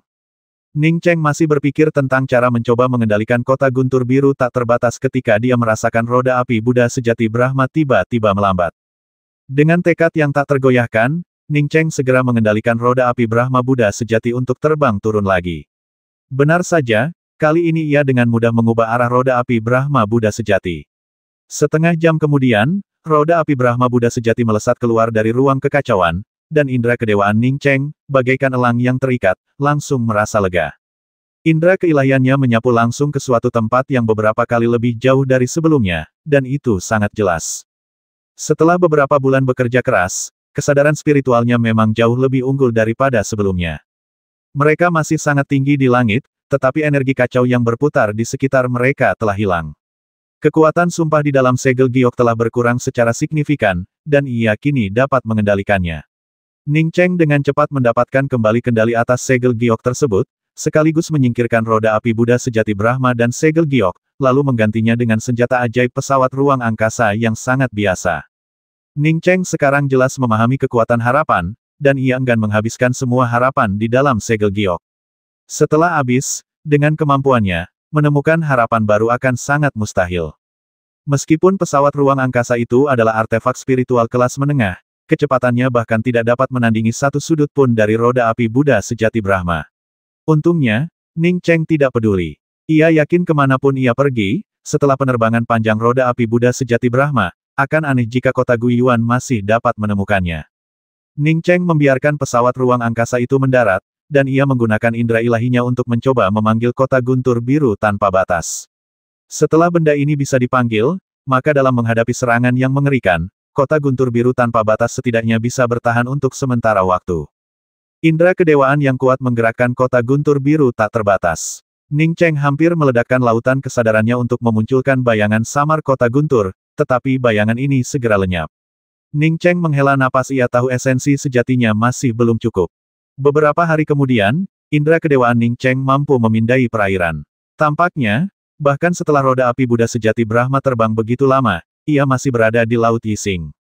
Sebuah kapal besar muncul dalam kesadaran Ning Cheng, membuatnya menyadari bahwa ia mungkin telah tiba di suatu tempat di mana para kultivator tengah beraktivitas. Ning Cheng dengan hati-hati mendaratkan senjata sihir terbangnya dan perlahan mendekati kapal. Ia tidak tahu asal-muasal kapal itu dan enggan untuk terburu-buru. Namun, ketika Ning Cheng berada lebih dari 1000 meter dari kapal itu tiba-tiba menghilang. Ning Cheng terkejut dan langsung berhenti. Ia dengan hati-hati mencari area tempat kapal itu muncul dengan indera ilahinya, tetapi tempat itu masih kosong, tidak ada apa-apa di sana. Kapal itu telah menghilang, dan selain di lautan luas yang masih relatif tenang, di mana lagi Anda dapat menemukan kapal? Fata Ana. Ning Cheng langsung menepis anggapan itu, ia yakin ia tidak melihat Fata Ana. Indera kedewaannya dengan jelas mendeteksi kapal dan berbagai rintangan fisik, dan bahkan tidak dapat menembus bagian dalam kapal. Bagaimana mungkin Fata Ana memiliki perasaan seperti itu? Jika itu bukan Fata Ana, maka itu jelas bukan ilusinya. Meskipun lautan ini buram dan tak jelas, itu tak dapat menghalangi indera keilahiannya. Ning Cheng meraih jimat teleportasi dan perlahan mendekati lokasi di mana ia sebelumnya melihat kapal itu. Setelah maju beberapa ratus meter, Ning Cheng berhenti lagi. Ia sekali lagi dapat melihat dengan jelas sebuah kapal besar, tidak hanya sangat besar tetapi juga semakin jelas dan berbeda dari sebelumnya yang samar. Kali ini, Ning Cheng melihatnya dengan jelas. Itu sama sekali bukan kapal, melainkan sebuah pulau berbentuk kapal yang sangat mirip. Pulau ini begitu mirip dengan kapal sehingga tidak hanya menyerupai kapal, tetapi juga memiliki penghalang alami serupa yang tak tertembus oleh indera ilahinya. Pulau berbentuk perahu itu sunyi senyap, tanpa suara. Ning Cheng tidak berani langsung naik, ia tidak tahu apa yang sedang terjadi, dan pulau itu tampak muncul dan menghilang secara berkala. Setelah mengamati pulau itu selama waktu yang dibutuhkan dupa untuk terbakar, Ning Cheng menyadari bahwa selain kemampuannya untuk menyembunyikan diri secara otomatis, tidak ada hal lain yang mencurigakan. Pulau itu bahkan tidak memberinya rasa bahaya. Ia memutuskan untuk pergi dan memeriksanya. Jika ada bahaya, ia bisa langsung mengaktifkan jimat pelariannya dan melarikan diri. Wus! Suara klakson pelan yang meresahkan, terbawa angin laut, terdengar samar-samar, membuat Ning Cheng langsung waspada. Ia begitu fokus pada pulau berbentuk kapal itu hingga melupakan sekelilingnya. Ia segera mengamati area itu dengan indera ilahinya, dan sebuah kapal yang samar muncul kembali di benaknya. Indera kedewaannya luar biasa kuat, bahkan mungkin lebih kuat daripada kultivator Suan dan pada umumnya. Jadi, meskipun jaraknya sangat jauh, ia masih bisa melihatnya. Apa yang sedang terjadi? Ning Cheng segera menyadari perbedaannya. Kapal yang muncul kemudian agak berbeda dari pulau berbentuk kapal yang baru saja dilihatnya. Kapal yang muncul kemudian dapat bergerak, dan tidak hanya dapat bergerak, tetapi ia juga dapat melihat sosok-sosok bergerak dalam indera ilahinya, menunjukkan bahwa kapal ini adalah kapal sungguhan dan ada orang di dalamnya. Seperti dugaannya, seseorang telah datang ke sini. Ning Cheng menghela napas lega, ketakutan terbesarnya adalah terdampar jauh di Laut Yixing, jauh dari desa atau kota manapun. Karena seseorang telah datang ke sini, artinya ia bisa mencapai daratan dari sini. Ia berencana untuk menanyakan situasi di atas perahu berpenghuni terlebih dahulu sebelum memeriksa pulau berbentuk perahu itu. Namun, Ning Cheng berbalik dan langsung terkejut. Pulau berbentuk perahu itu kembali menghilang secara misterius. Ini sungguh aneh. Ning Cheng bukan lagi pendatang baru yang baru saja tiba di benua Yixing. Ia telah melihat banyak hal aneh dan tidak peduli dengan yang satu ini. Setelah mengingat lokasi di depannya, Ning Cheng segera pergi dan menuju kapal yang berpenghuni. Ning Cheng tidak bergerak cepat, ia mendekati kapal sambil mengamatinya. Setelah sebatang dupa, orang-orang di kapal menyadari kehadirannya dan bahkan mengaktifkan pembatas di dek, mengamati Ning Cheng dengan indera ilahi mereka. Melihat ini, Ning Cheng mempercepat langkahnya dan mendarat di dek kapal. Untuk menghindari kesalahpahaman, Ning Cheng tidak memindai kapal secara paksa dengan indera ilahinya sebelumnya. Ia hanya meliriknya sekilas, dan begitu tahu ada orang di dalamnya, ia langsung menariknya. Sekarang setelah pembatas di dek kapal terbuka, Ning Cheng terkejut dengan apa yang dilihatnya di dalam. Setidaknya ada 100 atau 200 orang di dek. Kapal macam apa ini jika ada begitu banyak orang di dek, bukankah akan ada lebih banyak lagi di dalam? Sebelum Ning Cheng sempat berdiri kokoh di haluan kapal, dua pria mendarat di depannya, mengapitnya dan mengawasinya. Keduanya berada di tingkat kultivasi inti mendalam, yang satu berotot luar biasa dengan rambut merah tua, sementara yang lain berambut pendek, mengerutkan bibir, dan hanya menatap Ning Cheng, seolah enggan berbicara. Selain sedikit terkejut, tidak ada banyak kewaspadaan di mata mereka. Lagi pula, Ning Cheng baru berada di level kultivasi cairan mendalam, dan dia terlihat sangat mudah, mustahil dia bisa mencapai level yang sangat kuat. Sebelum keduanya sempat berbicara, Ning Cheng segera menangkupkan tangannya untuk memberi salam dan berkata, "Teman-teman, kapal kami hancur setelah bertemu monster yang hampir mencapai level 8. Saya selamat berkat jimat teleportasi. Kami telah terombang-ambing di lautan selama berbulan-bulan, dan hari ini, melihat kapal lain, kami ingin meminjam kapal kalian untuk berlindung." Ning Cheng yakin kata-katanya sempurna. Karena ada kapal di sini, tidak mengherankan jika kapalnya dihancurkan oleh monster. Lagi pula, sudah ada begitu banyak kultivator di kapal, satu lagi tidak akan berpengaruh. Saat ini, ia sedang memikirkan bagaimana ia harus menjawab jika pihak lain bertanya tentang asal-usulnya dan apa yang ia lakukan di sana. Mendengar kata-kata Ning Cheng, kultivator pria berambut merah itu mengangguk. Pasti sulit bagimu. Melarikan diri setelah kapal dalam masalah adalah pencapaian yang luar biasa. Kurasa kau datang ke sini dengan kapal untuk menemukan Pulau Meraj. Karena kau tahu aturan kapal, aku tidak akan membuang-buang kata lagi. Kita masih punya kamar kosong di kapal ini. Kamar seperti apa yang kau inginkan? Pria berambut merah itu tampak sama sekali tidak terkejut dengan kesulitan yang dihadapi Ning Cheng. Jelas, mereka sudah terbiasa dengan hal-hal seperti itu. Bukan hanya tidak terkejut, ia bahkan tidak repot-repot menanyakan latar belakang atau nama Ning Cheng. Aku tidak punya banyak batu roh, jadi aku akan mencari kamar single termurah saja. Ning Cheng tidak tahu tingkat-tingkat kamar di kapal, jadi dia hanya memberikan jawaban yang samar-samar. Ia bertanya-tanya apakah Pulau Fataana yang disebutkan oleh petani pria berambut merah itu adalah pulau berbentuk perahu yang sama yang pernah dilihatnya sebelumnya. Jika ya, ia bertanya-tanya apa yang diinginkan orang-orang ini dengan pulau itu. Pria kultivator berambut pendek dengan bibir mengerucut itu melirik Ning Cheng dan berkata dengan suara rendah, bisa tinggal di satu kamar di sini tidaklah buruk. Pria berambut merah itu mengangguk setuju, mengeluarkan sebuah plat nomor dan menyerahkannya kepada Ning Cheng, sambil berkata, pergilah ke kabin 219 di dek bawah. Kamar 219 sudah kosong. Harganya 100.000 batu roh berkualitas tinggi per tahun. Ning Cheng segera mengambil token giok itu, mengeluarkan 100.000 batu roh, dan menyerahkannya kepada pihak lain. Ia diam-diam berpikir, kamar ini mahal sekali. Yang termurah harganya 100.000 batu roh setahun. Berapa harga yang terbaik? Silakan, kau tahu aturan kapal, jadi aku tidak akan menjelaskannya secara detail. Kultivator berambut merah itu cukup puas dengan pembayaran batu roh Ning Cheng yang lugas. Yang paling ia benci adalah para kultivator yang kurang beruntung ini akan mencoba menawar setelah naik ke kapal. Melihat pihak lain tidak berniat membawanya ke No. 219, Ning Cheng tidak berani bertanya. Setelah mengucapkan terima kasih dengan tangan terkatup, ia segera masuk ke dalam kapal. Pada saat yang sama, indera ilahinya menyapu tablet giok di tangannya, dan sebuah peta lokasi yang sangat jelas muncul di sana. Peta itu menandai lokasi semua ruangan, dan Ning Cheng diam-diam menghela napas lega. Tablet giok itu tidak hanya berisi peta lokasi, tetapi juga informasi lainnya. Berbagai pasar kapal laut, balai lelang, dan toko semuanya ditandai dengan jelas.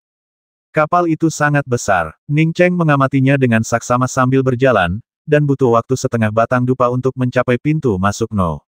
219. Menggunakan token giok untuk membuka pintu kamar persis seperti yang diharapkan Ning Cheng. Ruangan itu jelas tidak lebih dari 10 meter persegi, dan hanya berisi sofa kayu.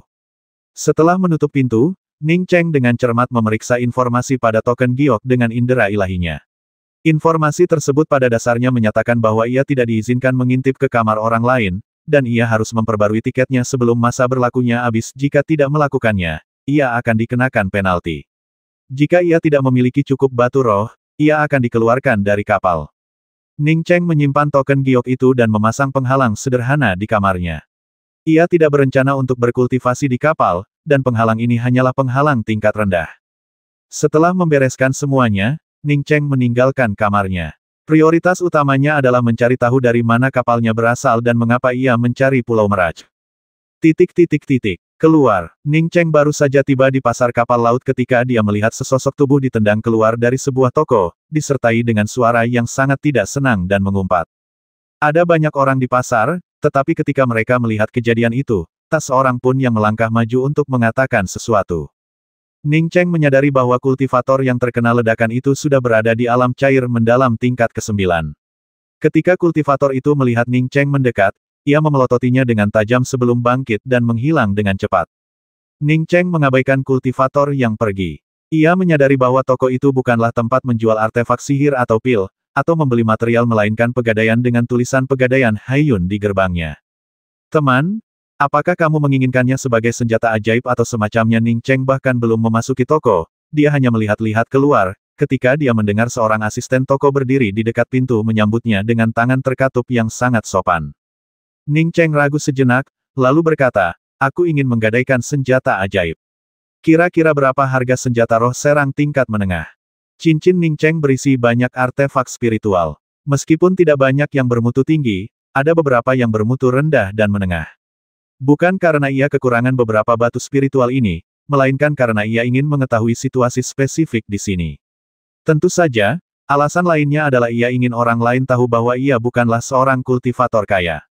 Berapapun jumlah orang di kapal ini, jumlahnya terbatas. Dengan begitu banyaknya orang yang datang dan pergi seiring waktu, bersikap rendah hati selalu merupakan hal yang baik. Bahkan jika artefak spiritual kelas menengah digadaikan, atau bahkan dibuang, Ning Cheng tidak akan peduli. Mendengar bahwa itu adalah artefak spiritual kelas menengah, antusiasme pemilik toko mereda drastis. Namun, Ia tetap dengan sopan mengantar Ning Cheng ke pegadaian dan berkata, harga artefak spiritual kelas menengah adalah 5.000 batu roh kelas tinggi. Anda bisa mendapatkannya kembali dalam waktu 3 bulan, ditambah biaya 2.000 batu roh kelas tinggi. Setelah 3 bulan, artefak itu tidak bisa diambil kembali. Penipuan sekali, pikir Ning Cheng dalam hati. Di Lezu, bahkan senjata spiritual kelas menengah terburuk pun bisa berharga puluhan ribu batu roh, dan yang lebih bagus bisa berharga ratusan ribu. Tombak mendalam patahnya menghabiskan 300.000 batu roh. Dan pemilik toko ini bahkan belum melihat apa yang akan ia ambil. Ia hanya menawarkan 5.000 batu roh. Dan ia bahkan tidak bisa mendapatkannya kembali setelah 3 bulan. Benar-benar tidak tahu malu. Sekalipun Ning Cheng sangat kaya, dia tidak akan mau menyia-nyiakan hal seperti ini. Dia menggelengkan kepala dan berkata, aku akan memikirkannya lagi. Tidak apa-apa, Anda selalu diterima di sini, silakan. Meskipun pelayan itu kehilangan antusiasmenya, ia masih tersenyum. Ia jelas percaya bahwa Ning Cheng akan kembali ke sini cepat atau lambat. Dalam pelayaran laut ini, seseorang tidak bisa bertahan hidup tanpa batu roh. Ning Cheng baru saja keluar dari pegadaian ketika ia merasakan seseorang mengikutinya. Indra spiritualnya hampir setara dengan seorang kultivator jiwa baru lahir, dan sangat halus. Ia belum pernah melihat seorang kultivator jiwa baru lahir di area ini, jadi mustahil bagi mereka untuk mengikutinya. Dia tidak tahu siapa yang akan mengikutinya. Dia tidak memamerkan kekayaannya, tidak mengenal siapapun di sini, dan baru saja tiba. Teman, tolong tunggu. Sebuah suara berat memanggil Ning Cheng. Ning Cheng menghela napas lega. Orang yang meneleponnya adalah orang yang selama ini mengikutinya. Panggilan itu berarti orang yang mengikutinya itu sedang melakukan sesuatu, bukan bermaksud jahat. Ning Cheng berbalik dan melihat seorang kultivator pria parubaya yang sangat kurus dengan level kultivasi tingkat keempat dari tahap inti mendalam. Teman, sepertinya aku tidak mengenalmu. Apa kau mencariku? Tanya Ning Cheng, berpura-pura bingung dan mengerutkan kening. Kultivator kurus dan rapuh itu tersenyum tipis dan berkata, nama saya Musunlin. Jika Anda berkenan, saya punya beberapa hal untuk disampaikan kepada Anda, dan saya juga punya kesepakatan bisnis untuk dibicarakan dengan Anda. Ning Cheng sama sekali tidak tahu apa-apa tentang hal ini. Karena seseorang telah berinisiatif untuk datang kepadanya, tentu saja ia tidak akan menolak. Ia segera berkata, baiklah, bagaimana kalau begini aku yang traktir? Ayo kita duduk di rumah teh Ling di depan. Melihat Ning Cheng menunjuk ke sebuah kedai teh kecil di depan, Musunlin mengacungkan jempol dan mengangguk, temanku memang orang yang murah hati dan pantas untuk diajak berteman. Aku akan mentraktirmu. Ayo kita ke kedai teh ini. Melihat orang ini ingin mengobatinya, Ning Cheng tidak menolak. Musunlin ini telah mengikutinya dari pegadaian, mungkin dia tahu dia menginginkan senjata spiritual kelas menengah, itulah sebabnya dia mengejarnya. Musunlin tidak pelit, ia menemukan sebuah ruangan pribadi kecil dan memesan 2 cangkir teh spiritual yang nikmat. Melihat Musunlin hendak berbicara, Ning Cheng segera berdiri di depannya dan berkata, terima kasih atas kata-kata baikmu, saudaramu. Bolehkah saya bertanya dari mana asalmu dan sudah berapa lama kau berada di laut? Setelah bertahun-tahun berkelana, pikiran Ning Cheng tidak lagi seperti saat pertama kali tiba. Kapal ini jelas hanya mengenali batu roh, itulah sebabnya 2 kultivator inti emas yang bertemu dengannya tidak peduli dari mana asalnya atau siapa namanya. Musunlin berusaha mendekatinya, dan bahkan sudah mengungkapkan namanya terlebih dahulu. Jika dia bicara sekarang, dia pasti akan bertanya dari mana asalnya dan siapa namanya. Ning Cheng sama sekali tidak ingin mengungkapkan nama aslinya sebelum mengetahui di mana dia berada. Bagaimana jika dia berkeliaran di ruang caotik dan hanya berakhir di pinggiran Lezu? Mengungkapkan nama aslinya dengan bodoh seperti itu sama saja dengan basmi diri.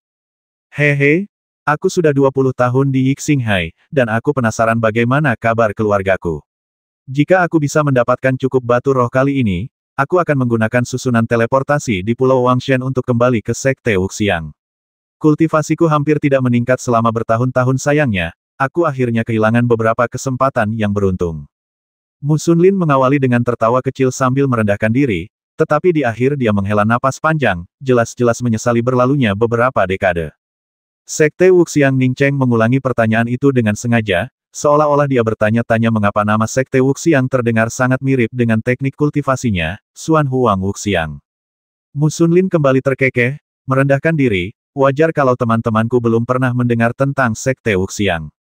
Sekteku hanyalah Sekte Bintang 4. Di Tianzu, Sekte Bintang 4 hanyalah eksistensi yang tak berarti. Ning Cheng menghela napas lega perlahan, akhirnya tahu di mana ia berada. Ia diam-diam takjub, ia tak pernah membayangkan bisa mencapai Tianzu melalui roda api Brahma Trubuda. Sebelumnya, ia sama sekali tak pernah membayangkannya. Sangat sulit bahkan bagi seorang kultivator jiwa baru lahir untuk melakukan perjalanan dari 9 benua ke benua surgawi, namun ia tiba hanya dalam 2 tahun. Jika ini diceritakan, mungkin tak seorang pun akan percaya. Namun, setelah tiba di Tianzu, ia merasa sangat tenang. Jadi, saudaramu adalah murid Sekte Wuxiang, yang jauh lebih baik daripada saya. Nama saya Ning Cheng, dan saya hanyalah seorang kultivator liar yang telah berkelana di lautan selama bertahun-tahun. Mendengar Ning Cheng mengatakan bahwa ia seorang kultivator nakal, Mu Sunlin tidak terkejut dan melanjutkan, "Saudara Ning, Anda salah paham. Saya bukan murid Sekte Wuxiang, melainkan pemimpin sekte. Lebih dari 20 tahun yang lalu, saya mencapai tingkat Xuan dan secara kebetulan, saya kembali mencapai tingkat kedua Xuan dan dalam waktu 3 tahun. Saya hanya selangkah lagi untuk mencapai tingkat ketiga. Sekte Wuxiang juga meningkatkan kekuatannya secara signifikan berkat sebuah mineral rahasia, dan saya menjadi sangat percaya diri. Saya bahkan membuat keputusan yang kemudian saya sesali pergi ke kota Wangshen untuk menemukan pulau kapal Fata Ana." Ini adalah orang kedua yang Ning Cheng dengar tentang Pulau Meraj. Ia bertanya dengan bingung, "Banyak orang mencari Pulau Meraj. Aku datang ke sini karena aku juga mencarinya. Apa ada yang salah dengan itu?" Mu Sunlin tersenyum pahit dan berkata, "Aku tahu kenapa kau datang ke sini. Sebenarnya, berapa banyak kultivator yang datang ke sini untuk berburu monster laut dan mengumpulkan herba serta material laut, hampir 90% dari mereka datang ke sini untuk Pulau Kapal Meraj. Selama 20 tahun terakhir, aku telah menghabiskan semua sumber daya yang terkumpul dan hanya berhasil meningkatkan kultivasiku ke tingkat keempat tahap inti mendalam. Tapi aku belum pernah melihat Pulau Kapal Meraj dimanapun, apalagi Batu Meraj. Jadi, pencarian Pulau Kapal Meraj adalah untuk Batu Meraj." Ning Cheng akhirnya mengerti sedikit latar belakangnya dan merasa jauh lebih tenang. Setidaknya sekarang dia tahu mengapa dia datang ke sini. "Saudaramu, sejujurnya, meskipun saya juga mencari Pulau Meraj, saya tidak berada di kapal ini. Saya berada di kapal lain. Kapal kami bertemu monster laut, dan saya menggunakan jimat teleportasi untuk melarikan diri ke sini. Saya baru saja mendengar Anda mengatakan bahwa Anda telah menghabiskan semua tabungan Anda selama bertahun-tahun. Mungkinkah ini kapal hitam?" tanya Ning Cheng. Mu Sunlin tidak terkejut dengan kata-kata Ning Cheng.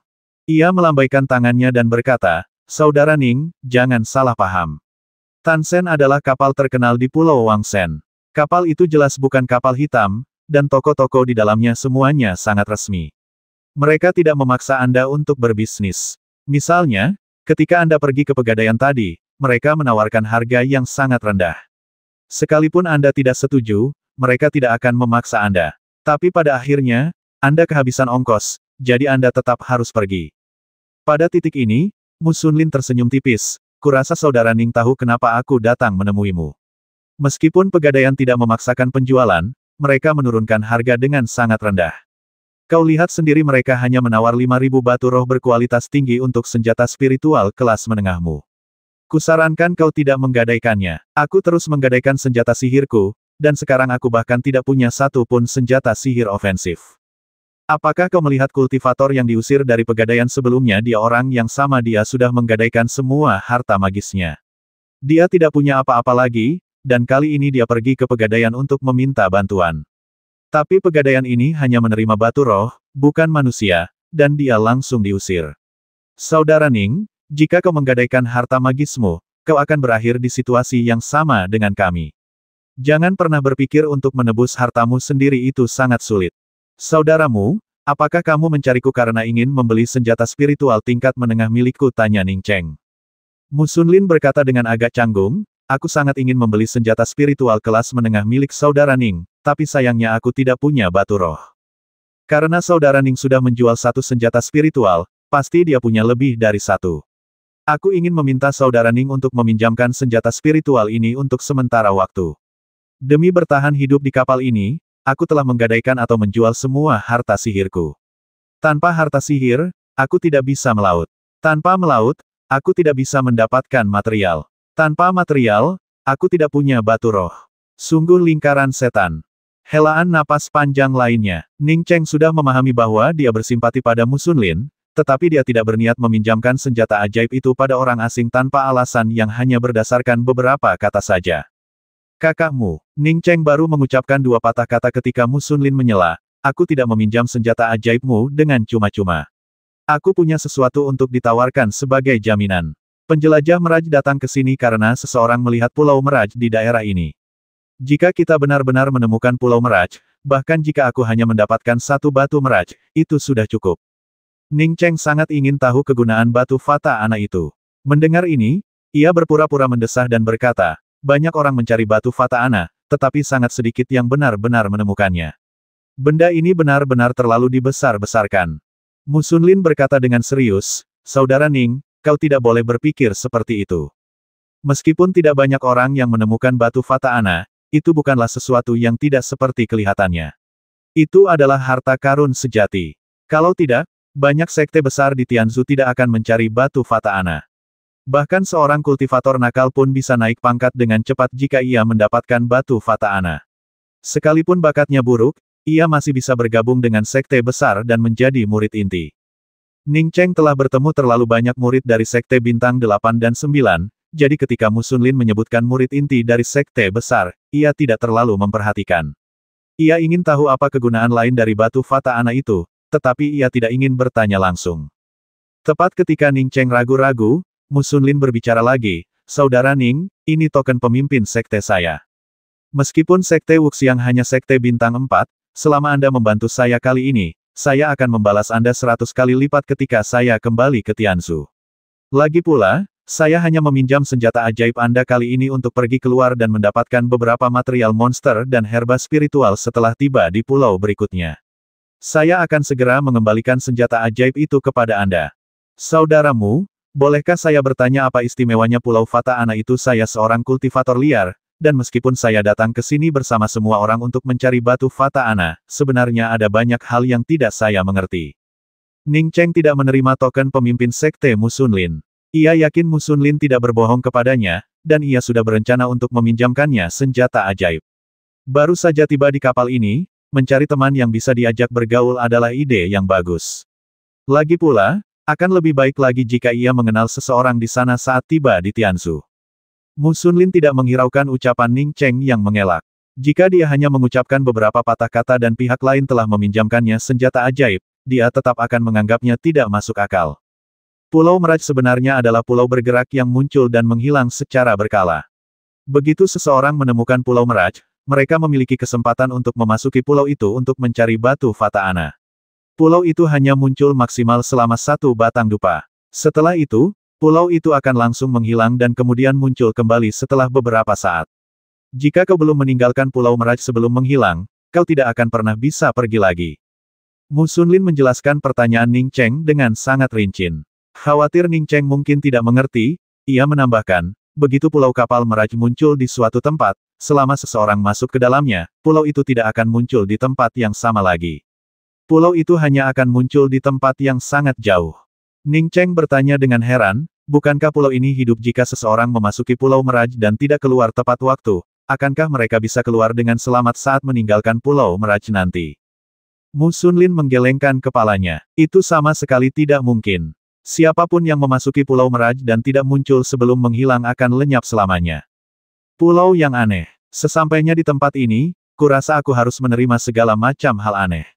Sepertinya aku harus sampai di Pulau Fata Ana itu sebelum yang lain. Kalau tidak, begitu mereka sampai, Pulau Fata Ana itu akan lenyap, dan aku tak punya kesempatan lagi. Tepat ketika Mu Sunlin hendak melanjutkan mengingatkan Ning Cheng tentang senjata ajaib itu, serangkaian keributan tiba-tiba datang dari luar. Bahkan ruang tes spiritual, yang terisolasi oleh penghalang, dapat mendengarnya.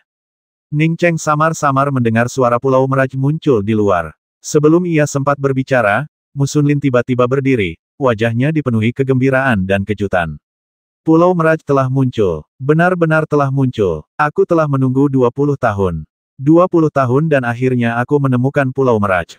Mu Sunlin sama sekali tidak mempertimbangkan untuk meminjam senjata ajaib dari Ning Cheng dan bergegas ke pintu. Namun, tepat ketika hendak pergi, ia sepertinya ingat bahwa ia masih perlu meminjam senjata ajaib, dan buru-buru berbalik menghadap Ning Cheng, menangkupkan tangannya sebagai salam tinju dan berkata dengan nada mendesak, Saudara Ning, ada monster Ibel di Pulau Kapal Meraj, dan para kultivator juga saling bertarung untuk mendapatkannya. Saya tidak punya senjata ajaib, jadi tolong pinjamkan saya satu. Saya pasti akan membantu Anda di Pulau Kapal Meraj. Pikiran Ning Cheng juga tertuju pada Pulau Meraj. Tanpa ragu, ia mengeluarkan senjata spiritual tingkat menengah berbentuk pisau dan menyerahkannya kepada Mu Sunlin, sambil berkata, "Saudaramu, ambillah ini dan gunakanlah. Semoga beruntung. Aku tidak akan menggunakan token giok pemimpin sekte. Saat kita tiba di Tianzu nanti, saudaramu, ingatlah untuk mentraktirku secangkir teh yang nikmat." Baiklah, baiklah, terima kasih, saudara Ning. Aku pasti tidak akan mengecewakanmu, kata Mu Sunlin dan bergegas keluar setelah beberapa langkah. Jelas, ia ingin memanfaatkan waktu untuk menyempurnakan senjata ajaib di tangannya. Saat meninggalkan rumah Teh Roh, Ning Cheng mendapati ribuan kultivator tengah mengerumuni dek. Ning Cheng juga bergegas ke dek bersama para kultivator. Dek itu sudah penuh sesak. Ia mengamatinya sekilas dengan indera ilahinya dan menemukan bahwa setidaknya ada 10.000 hingga 20.000 orang di sana. Meskipun dek itu sangat besar, kini dek itu begitu penuh sesak dengan para kultivator sehingga tak banyak ruang tersisa. Saat ini, jika indera kedewaan seseorang menyapu tanpa tujuan, tak seorang pun akan berkata apa-apa. Pembatasan di dek terbuka lebar, dan aroma angin laut yang kuat tercium masuk. Indera kedewaan Ning Cheng dapat dengan jelas melihat bahwa arah yang dituju kapal adalah tempat yang baru saja dia datangi, yaitu lokasi Pulau Kapal Meraj. Tampaknya Pulau Meraj memang telah ditemukan. Ning Cheng menenangkan diri jika memang ditemukan, biarlah.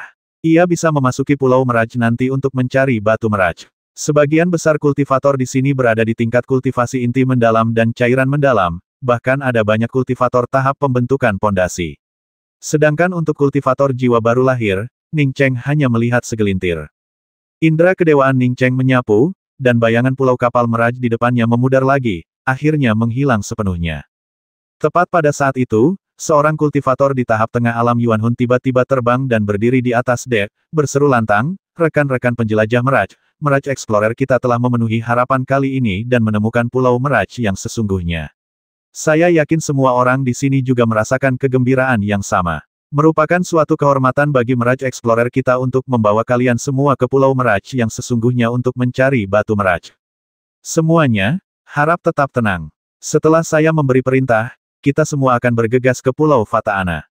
Tidak seorang pun diizinkan meninggalkan kapal tanpa izin siapapun yang melakukannya akan dieksekusi. Saat Pulau Fataana muncul lagi, kita tidak akan masuk, tetapi akan terus mengamati. Kita akan bersiap untuk masuk hanya setelah pulau itu muncul lagi. Tan Sen memang sesuai dengan namanya. Saya pasti akan naik kapal Tan Sen lagi lain kali. Terima kasih, Tan Sen." Berbagai suara dukungan datang dari segala penjuru. Kultivator jiwa baru tahap tengah melambaikan tangannya sebelum melanjutkan, "Semua orang di sini sedang mencari batu Meraj, dan waktu maksimum untuk memasuki Pulau Kapal Meraj hanyalah waktu yang dibutuhkan untuk membakar dupa. Mereka yang tidak muncul dalam waktu ini akan binasa di Pulau Kapal Meraj. Bahkan, menurut catatan dari kapal-kapal yang menemukan Pulau Kapal Meraj, kurang dari 30% dari mereka yang masuk setiap kali berhasil kembali. Oleh karena itu, saya harap semua orang akan menahan diri untuk tidak berdebat saat memasuki Pulau Kapal Meraj dan sebaliknya mengandalkan takdir mereka sendiri." Setelah kultivator Naschen Sol tingkat menengah selesai berbicara, gumaman-gumaman itu mereda. Ketertiban meningkat pesat, dan tatapan serta indera spiritual semua orang terfokus pada satu tempat lokasi di mana Pulau Kapal Meraj muncul. Meskipun diskusi mereda, Ning Cheng masih mendengar beberapa percakapan tentang Pulau Kapal Fataana. Hal ini membuat Ning Cheng lebih memahami Pulau Kapal Fataana, dan ia bahkan mengetahui bahwa batu Fataana ada hubungannya dengan jalan surgawi dan pemurnian sejenis ramuan tertentu. Hal ini sangat membingungkan Ning Cheng. Sehebat apapun batu Fataana itu, tetap saja itu hanyalah sebuah batu. Mungkinkah batu itu benar-benar bisa digunakan untuk memurnikan pil? Kudengar pohon Fataana kelas atas punya 9 batu Fataana, sedangkan pohon Fataana biasa hanya punya 1 atau 2. Suara ini akhirnya membuat Ning Cheng mengerti mengapa batu Fataana bisa digunakan untuk memurnikan pil. Ia selalu mengira batu Fataana adalah material di Pulau Kapal Fataana, tetapi ia tak pernah menyangka bahwa batu-batu itu tumbuh di pohon. Keluar, Pulau Meraj telah muncul kembali. Dengan teriakan kaget, sebuah pulau berbentuk kapal benar-benar muncul kembali di depan mata semua orang, tampak jelas dari keadaan yang kabur. Kapal penjelajah Meraj juga berhenti, dan napas beberapa orang bahkan menjadi lebih berat saat melihat pulau itu. Jika bukan karena peringatan dari para kultivator jiwa baru lahir di depan, beberapa mungkin sudah menyerah pada keinginan mereka dan bergegas ke pulau itu. Semuanya, awasi pulau kapal Fata Ana. Ketika pulau itu muncul lagi, kita harus masuk. Kita hanya punya satu kesempatan. Batu Fata Ana memang berharga, tetapi hanya berguna jika kalian masih hidup. Jika kalian kehilangan nyawa, berapapun batu Fata Ana yang kalian miliki, itu tidak akan berguna. Suara kultivator jiwa Yuan terdengar lagi. Banyak kultivator, setelah mendengar ini, menjadi lebih rasional. Ya, sehebat apapun batu Fata Ana itu, seseorang tetap harus hidup. Setiap kali pulau Fata Ana muncul, banyak kultivator yang musnah. Mungkinkah mereka yang akan mati selanjutnya? Ketika Pulau Meraj menghilang lagi, beberapa kenalan di antara para petani sudah berbicara satu sama lain tentang apa yang harus dilakukan jika terjadi kesalahan. 1 jam berlalu tanpa terasa, dan ketika Pulau Fata Ana yang lenyap itu muncul kembali samar-samar, sang kultivator jiwa baru lahir tiba-tiba berkata, "Sekaranglah saatnya, mari kita serang bersama." Cukup bicaranya, mari kita masing-masing bergantung pada takdir kita sendiri. Saat dia berbicara, dialah orang pertama yang bergegas keluar, dan saat berikutnya, para penggarap di dek bergegas menuju pulau kapal Meraj dengan kilatan cahaya yang tak terhitung jumlahnya. Ning Cheng juga bergegas masuk, bergabung dengan kerumunan kultivator. Begitu Ning Cheng mencapai tepi pulau Fata Ana, ia merasakan perlawanan, tetapi tampaknya perlawanan itu tidak terlalu besar. Ia sedikit mengedarkan esensi sejatinya dan bergegas masuk ke pulau itu. Energi spiritual yang kuat merasuki Ning Cheng, membuatnya merasa bahwa Pulau Meraj adalah tempat yang baik untuk berkultivasi. Di wilayah kepulauan yang kaya akan energi spiritual, tak heran jika herba spiritual terbaik pun muncul. Perasaan seperti mimpi membuncah di hati Ning Cheng. Seolah-olah ia berdiri bukan di pulau, melainkan di dunia dongeng yang agak tak nyata. Bahkan indera keilahiannya hanya mampu memindai beberapa meter di sekitarnya, bahkan tak sejauh yang bisa dilihat matanya. Namun, dengan matanya, ia hanya bisa melihat radius 10 meter lebih dari itu, ia hanya bisa melihat dunia mimpi. Dunia mimpi ini terasa mirip dengan tempat yang ia bayangkan. Sesaat ia berada di alun-alun besar Moze di Huazhu, berdiri bersama Luo Fei, bersiap naik ke panggung untuk duel. Sesaat kemudian, ia berdiri bersama Tian Muan, berbisik satu sama lain. Pikiran Ning Cheng jernih, dan ilusi itu tidak mengaburkan penilaiannya. Ning Cheng segera menyadari bahwa ini adalah akibat dari indera dan penglihatannya yang tertekan. Apakah indera kedewaan sedang ditekan di sini? Ning Cheng segera memaksa indera kedewaannya untuk memindai lagi. Kali ini, seperti sebelumnya ketika ia menerobos pertahanan, indera kedewaannya mencapai jangkauan 1000 meter. Setelah mencapai titik ini, ia tidak dapat memperluas indera kedewaannya lebih jauh lagi. Saat itu, hampir semua kultivator telah berbondong-bondong ke Pulau Meraj. Indera kedewaan Ning Cheng mendeteksi sebuah pohon 3 warna. Itu memang pohon 3 warna. Ning Cheng yakin ini pertama kalinya ia melihat pohon seperti itu seumur hidupnya. 3 buah berwarna putih susu tumbuh di pohon yang berwarna-warni itu. Mungkinkah ini pohon Fata Ana dan apakah buah-buah putih itu batu Fata Ana? Ning Cheng hendak bergegas dan memetik buah-buah putih susu itu ketika indera kedewaannya mendeteksi beberapa kultivator mendekati pohon Fata Ana yang berwarna-warni itu. Karena frustrasi, Ning Cheng memutuskan untuk mencoba mencari di tempat lain. Karena begitu banyak orang yang datang ke pulau kapal Fata Ana, mustahil hanya ada satu pohon Fata Ana di pulau itu. Namun, Ning Cheng segera menghentikan langkahnya. Ia melihat para kultivator berjalan melewati pohon Fata Ana, yang berjarak sekitar 10 meter, tanpa mengambil apa yang ia duga sebagai batu Fata Ana. Mungkinkah ini bukan pohon Fata Ana dan yang dilihatnya juga bukan batu Fata Ana? Kalau begitu, mengapa orang lain tidak memetiknya? Ning Cheng menggaruk kepalanya, menyadari bahwa ia sama sekali tidak tahu seperti apa sebenarnya batu Fata Ana itu. Tepat ketika Ning Cheng hendak bertanya, ia melihat 2 kultivator mendekati pohon 3 warna yang dilihatnya. Kedua kultivator itu hanya berjarak 5 atau 6 meter dari pohon itu, dan mereka langsung bergegas kegirangan, memetik 3 buah berwarna putih susu itu secepat mungkin. Ning Cheng tiba-tiba mengerti. Ia tidak salah menebak pohon-pohon berwarna-warni ini memang pohon Fata Ana dan batu Fata Ana. Hanya karena indera keilahiannya telah ditempa di ruang yang kacau, memungkinkannya menembus ruang bagaikan mimpi ini sejauh ribuan meter, bukan berarti orang lain bisa. Belum lagi sebagian besar kultivator di sini adalah kultivator inti emas, bahkan indera kedewaan seorang kultivator jiwa baru lahir mungkin tidak sehalus dan sepadat miliknya, yang memungkinkannya melintasi jarak yang begitu jauh di pulau kapal Meraj. Ning Cheng merasa jauh lebih tenang. Ia mengamati area itu lagi dengan indera ilahinya, dan kali ini ia melihat pohon Fata Ana 3 warna lainnya. Namun, beberapa orang berlomba-lomba memperebutkan pohon ini, bahkan ada yang melepaskan harta karun magis dalam pertarungan sengit. Ning Cheng tidak berniat bergabung dengan mereka. Bukannya ia takut kalah. Ada pohon Fata Ana lain di sekitarnya. Ia lebih suka menghabiskan waktunya mencari lebih banyak daripada memperebutkan satu. Karena terlalu banyak orang di sana, ia memutuskan untuk menjelajah lebih dalam. Meskipun Pulau Meraj tidak kecil, terlalu banyak kultivator yang datang ke darat. Terlebih lagi, waktunya terbatas, hanya sebatas waktu yang dibutuhkan untuk membakar dupa. Ia harus memanfaatkan waktu ini sebaik-baiknya untuk mendapatkan batu Meraj sebanyak mungkin. Mengasah kapak tidak akan menunda pekerjaan menebang kayu. Ini adalah batas luar pulau kapal Meraj, tempat para pembudidaya pasti banyak. Tanpa sayap awan langit, ia hanya bisa mencoba peruntungannya di pinggiran. Sekarang setelah ia memiliki sayap awan langit, mengapa tidak menjelajah lebih jauh ke pulau kapal Meraj untuk mencari batu Meraj? Dengan pikiran itu, Ning Cheng mengepakkan sayap awan langitnya dan langsung terbang menjauh. Pulau Fata Ana itu hanya ada di sana selama waktu yang dibutuhkan untuk membakar dupa, dan Ning Cheng tidak berani membuang waktu terlalu lama. Untungnya, sayap awan langitnya cukup cepat di sini.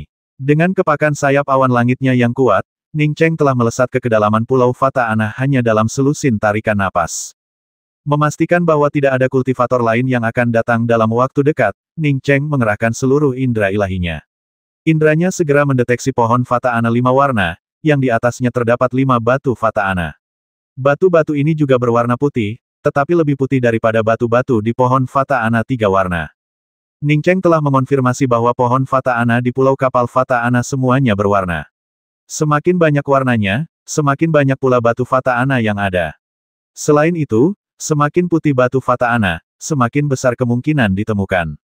Ning Cheng bergegas menuju pohon Fata Ana dengan kecepatan tinggi dan meraih salah satu batu Fata Ana. Perasaan misterius dan seperti mimpi muncul di hatinya. Ning Cheng merasa jika ia menggunakan batu Fata Ana ini untuk berkultivasi saat ini, kultivasinya akan langsung meningkat. Ini ilusi, benar-benar ilusi. Ning Cheng menjernihkan pikirannya, dan dengan jentikan tangannya, batu Fata Ana itu sudah ada di genggamannya. Batu Fata Ana itu luar biasa keras, sungguh berbeda dari buah biasa, tak heran disebut batu Fata Ana. Ning Cheng memasukkan batu Fata Ana itu ke dalam kotak giok, lalu segera menyimpan keempat batu Fata Ana lainnya. Meskipun Ning Cheng belum mengetahui kegunaan spesifik masing-masing batu Fata Ana, ia yakin bahwa batu-batu itu adalah barang berharga. Setelah mengumpulkan 5 batu Fata Ana, Ning Cheng pindah ke lokasi lain dan kembali mengembangkan indera ilahinya. Ia segera menemukan pohon Fata Ana lain, yang kali ini memiliki 9 warna. 9 batu Fata Ana tumbuh di pohon ini. Ning Cheng mendekati pohon itu dan bahkan mencium aroma yang membuatnya merasa seperti melayang di atas awan. 9 buah di pohon itu begitu putih hingga hampir transparan, seperti kristal paling murni, tidak jauh lebih transparan daripada kristal. Bukan hanya putih melainkan transparan. Semacam energi spiritual mengalir di dalamnya, seolah-olah Fata Ana transparan ini mengandung sesuatu yang diinginkan, sesuatu yang tidak dapat diungkapkan dengan kata-kata. Ning Cheng punya waktu terbatas, jadi tanpa ragu, dia cepat-cepat memetik batu Fata Ana dan meletakkannya di kotak giok. Setelah mengumpulkan ke-9 batu Fata Ana, Ning Cheng hendak pindah ke lokasi lain untuk melanjutkan pencarian pohon Fata Ana. Tiba-tiba, ia bertanya-tanya apakah pohon Fata Ana juga bisa ditanam di dunia kecilnya. Tanpa basa-basi lagi, Ning Cheng mengedarkan esensi sejatinya, berniat mencabut pohon Fata Ana tersebut. Bahkan dengan hakikat sejati Ning Cheng yang luar biasa kuat, dia tidak dapat menggoyahkan pohon Fata Ana sedikitpun. Meskipun pertumbuhannya sulit, Ning Cheng menolak untuk mempercayainya dan melepaskan kapak ibel sejati dari kekosongan. Boom! Niat kapak Taiksu Rudiment Axe yang luar biasa kuat dan ganas menghantam tanah di bawah pohon Fata Ana. Tanahnya saja tergores, apalagi memisahkan pohon Fata Ana, memisahkan segumpal tanah pun akan sulit. Sangat keras. Ning Cheng mendesah dalam hati. Pantas saja tak ada yang mau menebang pohon Fata Ana. Dengan kekerasan seperti itu, siapa yang bisa menebang pohon Fata Ana lagi pula? Waktu yang dibutuhkan hanya sebatang dupa untuk membakarnya. Mungkin sebelum orang yang menebang pohon Fata Ana itu sempat memisahkan segumpal tanah, waktunya sudah habis. Meski begitu, aku tetap ingin mencobanya. Ning Cheng langsung memanggil pedang sejati Brahma kali ini. Ia telah menyempurnakan pedang Brahma, tetapi ia tidak berniat untuk menggunakannya sendiri. Ia belum pernah mempraktikkan teknik-teknik Buddhis dan tidak dapat menggunakan pedang Brahma dalam kondisi terkuatnya. Namun, ia dapat menggunakannya dengan tekadnya. Kekuatan sumpah dicurahkan ke dalam pedang Brahma, dan 4 arhat emas samar-samar muncul di pedang itu. Keempat arhat mengerahkan seluruh kendali mereka untuk mencegah pedang agung itu menembus tanah di bawah pohon Fata Ana. Kali ini jauh lebih sederhana. Ning Cheng dengan cepat melubangi area di sekitar pohon Fata Ana, dan dengan esensi sejatinya yang kembali bersirkulasi, ia langsung membawa pohon Fata Ana 9 warna itu ke dunia kecil. Kekuatan kehendak ini memang baik, tetapi sayangnya kekuatan kehendak di dalam segel giok itu terbatas. Setelah habis, bukan hanya pedang Brahma yang tidak bisa digunakan, tetapi bahkan roda api Buddha Brahma pun tidak akan bisa digunakan. Ning Cheng menghela napas, indera kedewaannya kembali ke dunia kecilnya sendiri. Ia cukup puas dengan dirinya sendiri lagi pula, ia berhasil mendapatkan pohon Fata Ana yang tak bisa digali orang lain. Meskipun butuh waktu, pohon itu tetaplah pohon Fata Ana. Namun, ketika Ning Cheng melihat kemunculan pohon Fata Ana di dunia kecil, raut wajahnya langsung berubah getir.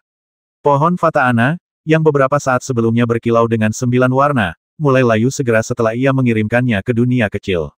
Bahkan, pohon itu berubah menjadi pohon mati dengan kecepatan yang dapat dilihat dengan mata telanjang. Bodoh!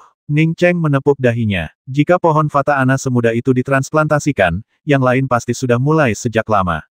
Kenapa dia harus menunggunya? Dia sudah membuang begitu banyak waktu dan tekadnya untuk memisahkan pohon Fata Ana.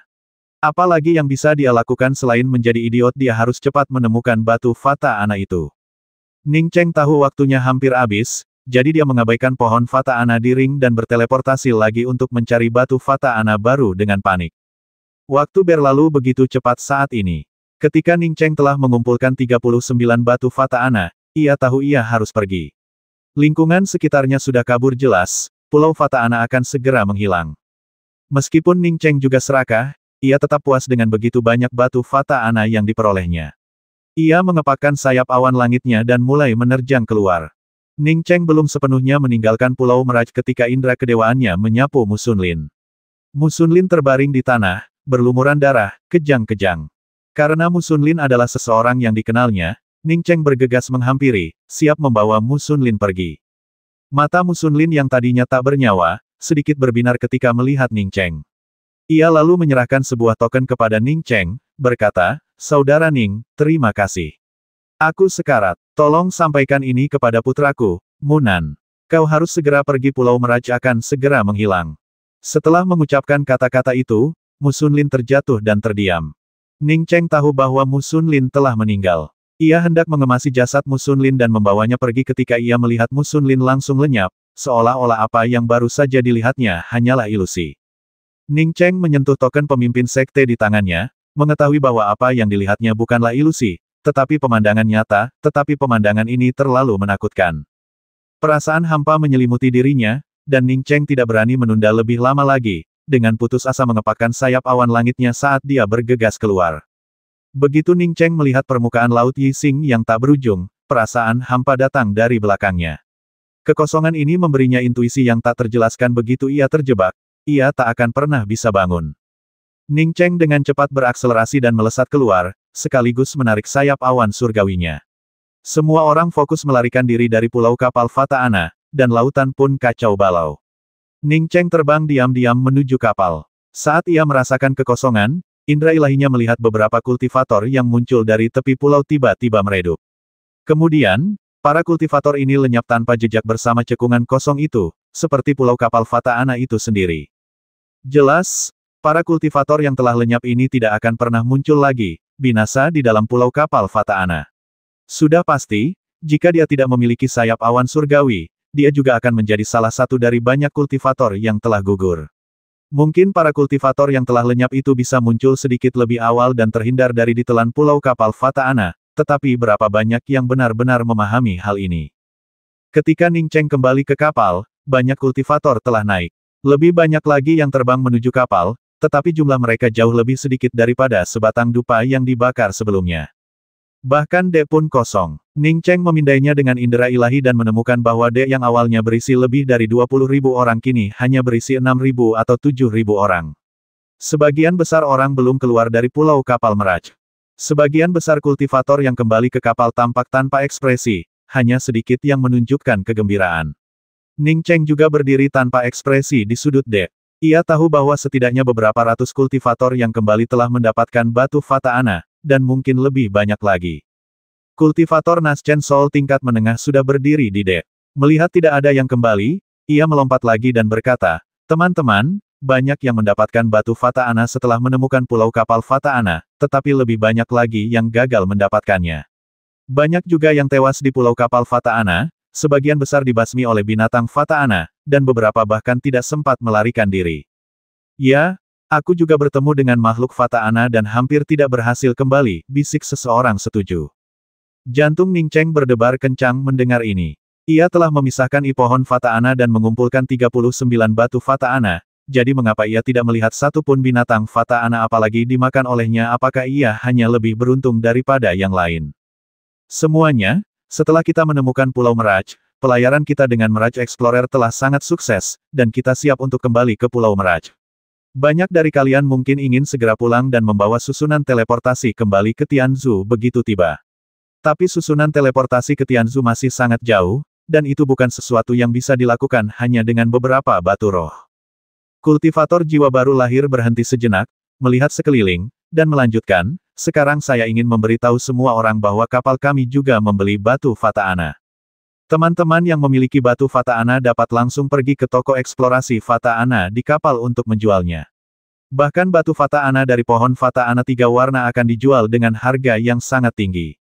Tentu saja, jika kalian tidak ingin menjual batu Fata Ana kalian, itu hak prerogatif kalian, dan kami tidak akan ikut campur." Di saat yang sama, setiap upaya untuk mencuri batu Fata Ana di kapal akan ditanggapi dengan toleransi 0 dari kapal eksplorasi.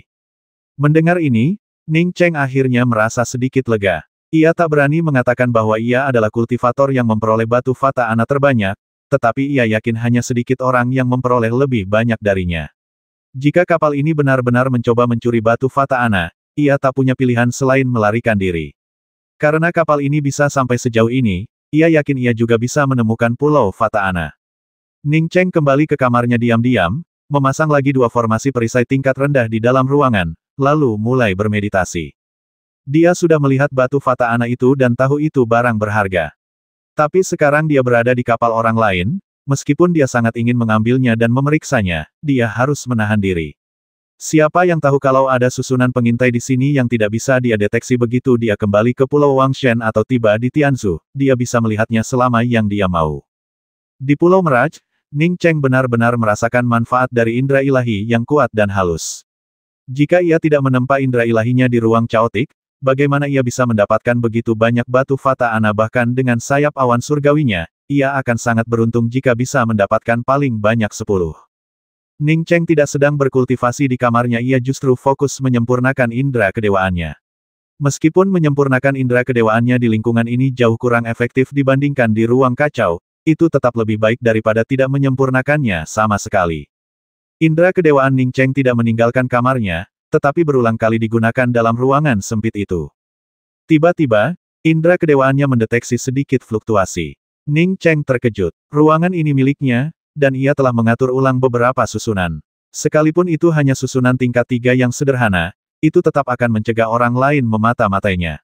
Sekarang, ada fluktuasi di ruangannya, yang jelas merupakan susunan yang sangat tersembunyi. Ning Cheng berhenti menyempurnakan indera ilahinya dan dengan hati-hati mencari area di mana fluktuasi terjadi. Benar saja, ia menemukan petunjuk. Ternyata itu adalah area pemantauan, dan bahkan ia hampir melewatkannya. Siapa lagi selain awak Mirage yang bisa membentuk formasi seperti itu? Sebelumnya ia mengira kapal itu tegak, tetapi ternyata ada sesuatu yang diam-diam memantau mereka. Jika kemampuan formasinya belum mencapai level 6, dan indera spiritualnya belum sebanding dengan seorang Soul Cultivator, ia sungguh tak akan bisa mendeteksinya. Untungnya, dia berhati-hati dan bijaksana, dan formasi yang dia bangun di sini semuanya tingkat rendah, tanpa mengungkapkan rahasia apapun. Berhati-hati bukanlah hal yang buruk, dimanapun. Mengetahui dirinya sedang diawasi oleh Arai, Ning Cheng tidak ingin tinggal di kamarnya. Namun, karena baru saja kembali dari Pulau Meraj, sebaiknya ia tetap bersikap tenang. Ning Cheng tidak menyentuh susunan pemantau. 3 hari kemudian, Ning Cheng keluar dari ruangan, berniat pergi ke pasar dengan kapal. Tahukah kamu Tan Su dibasmi kemarin? Ini mengerikan. Untungnya kita tidak mendapatkan batu Meraj. Hanya dalam 3 hari, beberapa orang sudah mati. Kurasa mereka yang mati adalah mereka yang mendapatkan batu Meraj.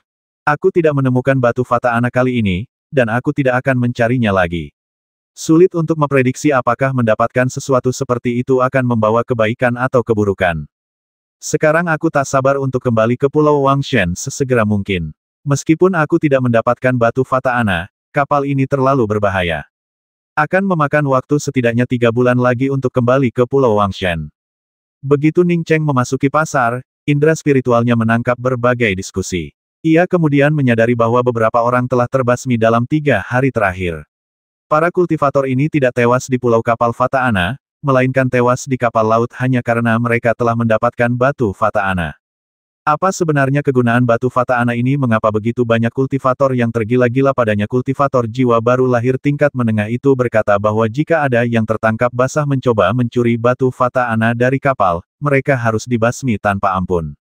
Beberapa kultivator telah mati sekarang, dan dia belum menunjukkan belas kasihan memikirkan susunan pengintai di kamarnya. Ning Cheng mendesah dalam hati, perkataan orang-orang ini memang tidak bisa dipercaya. Untungnya, ia akhirnya mengetahui bahwa ia bisa kembali ke Pulau Wangshen dalam 3 bulan, dan kemudian ia bisa membawa susunan teleportasi di Pulau Wangshen ke Tianzhu. Pasar jauh lebih sepi daripada beberapa hari yang lalu. Ning Cheng memasuki sebuah toko yang menjual teknik budidaya batu giok. Sebuah batu giok besar yang berdiri tegak di depan toko menarik perhatian Ning Cheng. Batu giok itu bertuliskan 4 karakter 10 kegunaan batu Meraj. Batu Fata Ana punya banyak kegunaan. Reaksi pertama Ning Cheng adalah segera membeli salah satu slip giok batu Fata Ana ini. Teman, mau beli slip giok perkenalan batu Fata Ana? Slip giok ini barang terlaris saya. Deskripsi batu Fata Ananya sangat detail dan jelas. Sebelum Ning Cheng sempat bicara, seorang asisten toko sudah datang untuk memperkenalkannya. Jantung Ning Cheng berdebar kencang, dan ia langsung melambaikan tangannya. Kalau beberapa hari yang lalu, mungkin aku sudah beli satu, tapi ya sudahlah. Apa ada slip giok ramuan roh yang muncul di tepi Pulau Wangshen? Aku sedang senggang akhir-akhir ini, jadi aku akan melihatnya. Ya, penjaga toko segera mengeluarkan selembar giok dan menyerahkannya kepada Ning Cheng. Slip giok ini menggambarkan semua herba spiritual yang muncul di tepi Pulau Wangshen, dan semuanya berharga. Bahkan ada beberapa material monster berharga. 100 batu spiritual bermutu tinggi. Setelah Ning Cheng membayar batu roh dan pergi, seorang pria parubaya keluar, melirik punggung Ning Cheng, menggelengkan kepala, dan berkata, orang lain yang tidak mendapatkan apa-apa. Dilihat dari penampilannya, dia mungkin berencana untuk tinggal di Pulau Wangshen selamanya. Bahkan setelah berjalan cukup jauh, Ning Cheng masih diam-diam bersukacita. Untungnya, ia bereaksi cepat. Kalau tidak, ia pasti sudah membeli slip giok berisi 10 kegunaan batu Meraj. Umumnya, orang yang membeli slip giok ini melakukannya sebelum menemukan Pulau Meraj. Sekarang Pulau Meraj telah ditemukan dan kapal-kapal memulai pelayaran pulang. Jika seseorang membeli slip giok ini sekarang, bukankah itu berarti memberitahu orang lain bahwa mereka telah mendapatkan batu Meraj? Setidaknya, itu menunjukkan bahwa mereka mungkin memiliki batu Meraj. Sebuah kaki yang terhuyung-huyung menerjang Ning Cheng, yang dengan cepat menghindar ke samping. Ia kemudian melihat seorang pemuda berlumuran darah jatuh di sampingnya. Indra kedewaan Ning Cheng mendarat pada pemuda itu, merasakan meridiannya rusak. Meskipun tidak parah, pemuda itu perlu segera minum obat, jika tidak, ia pasti akan mengalami efek samping yang serius. Bagaimana mungkin seorang kultivator bisa mencapai tingkat kultivasi yang lebih tinggi jika meridiannya rusak?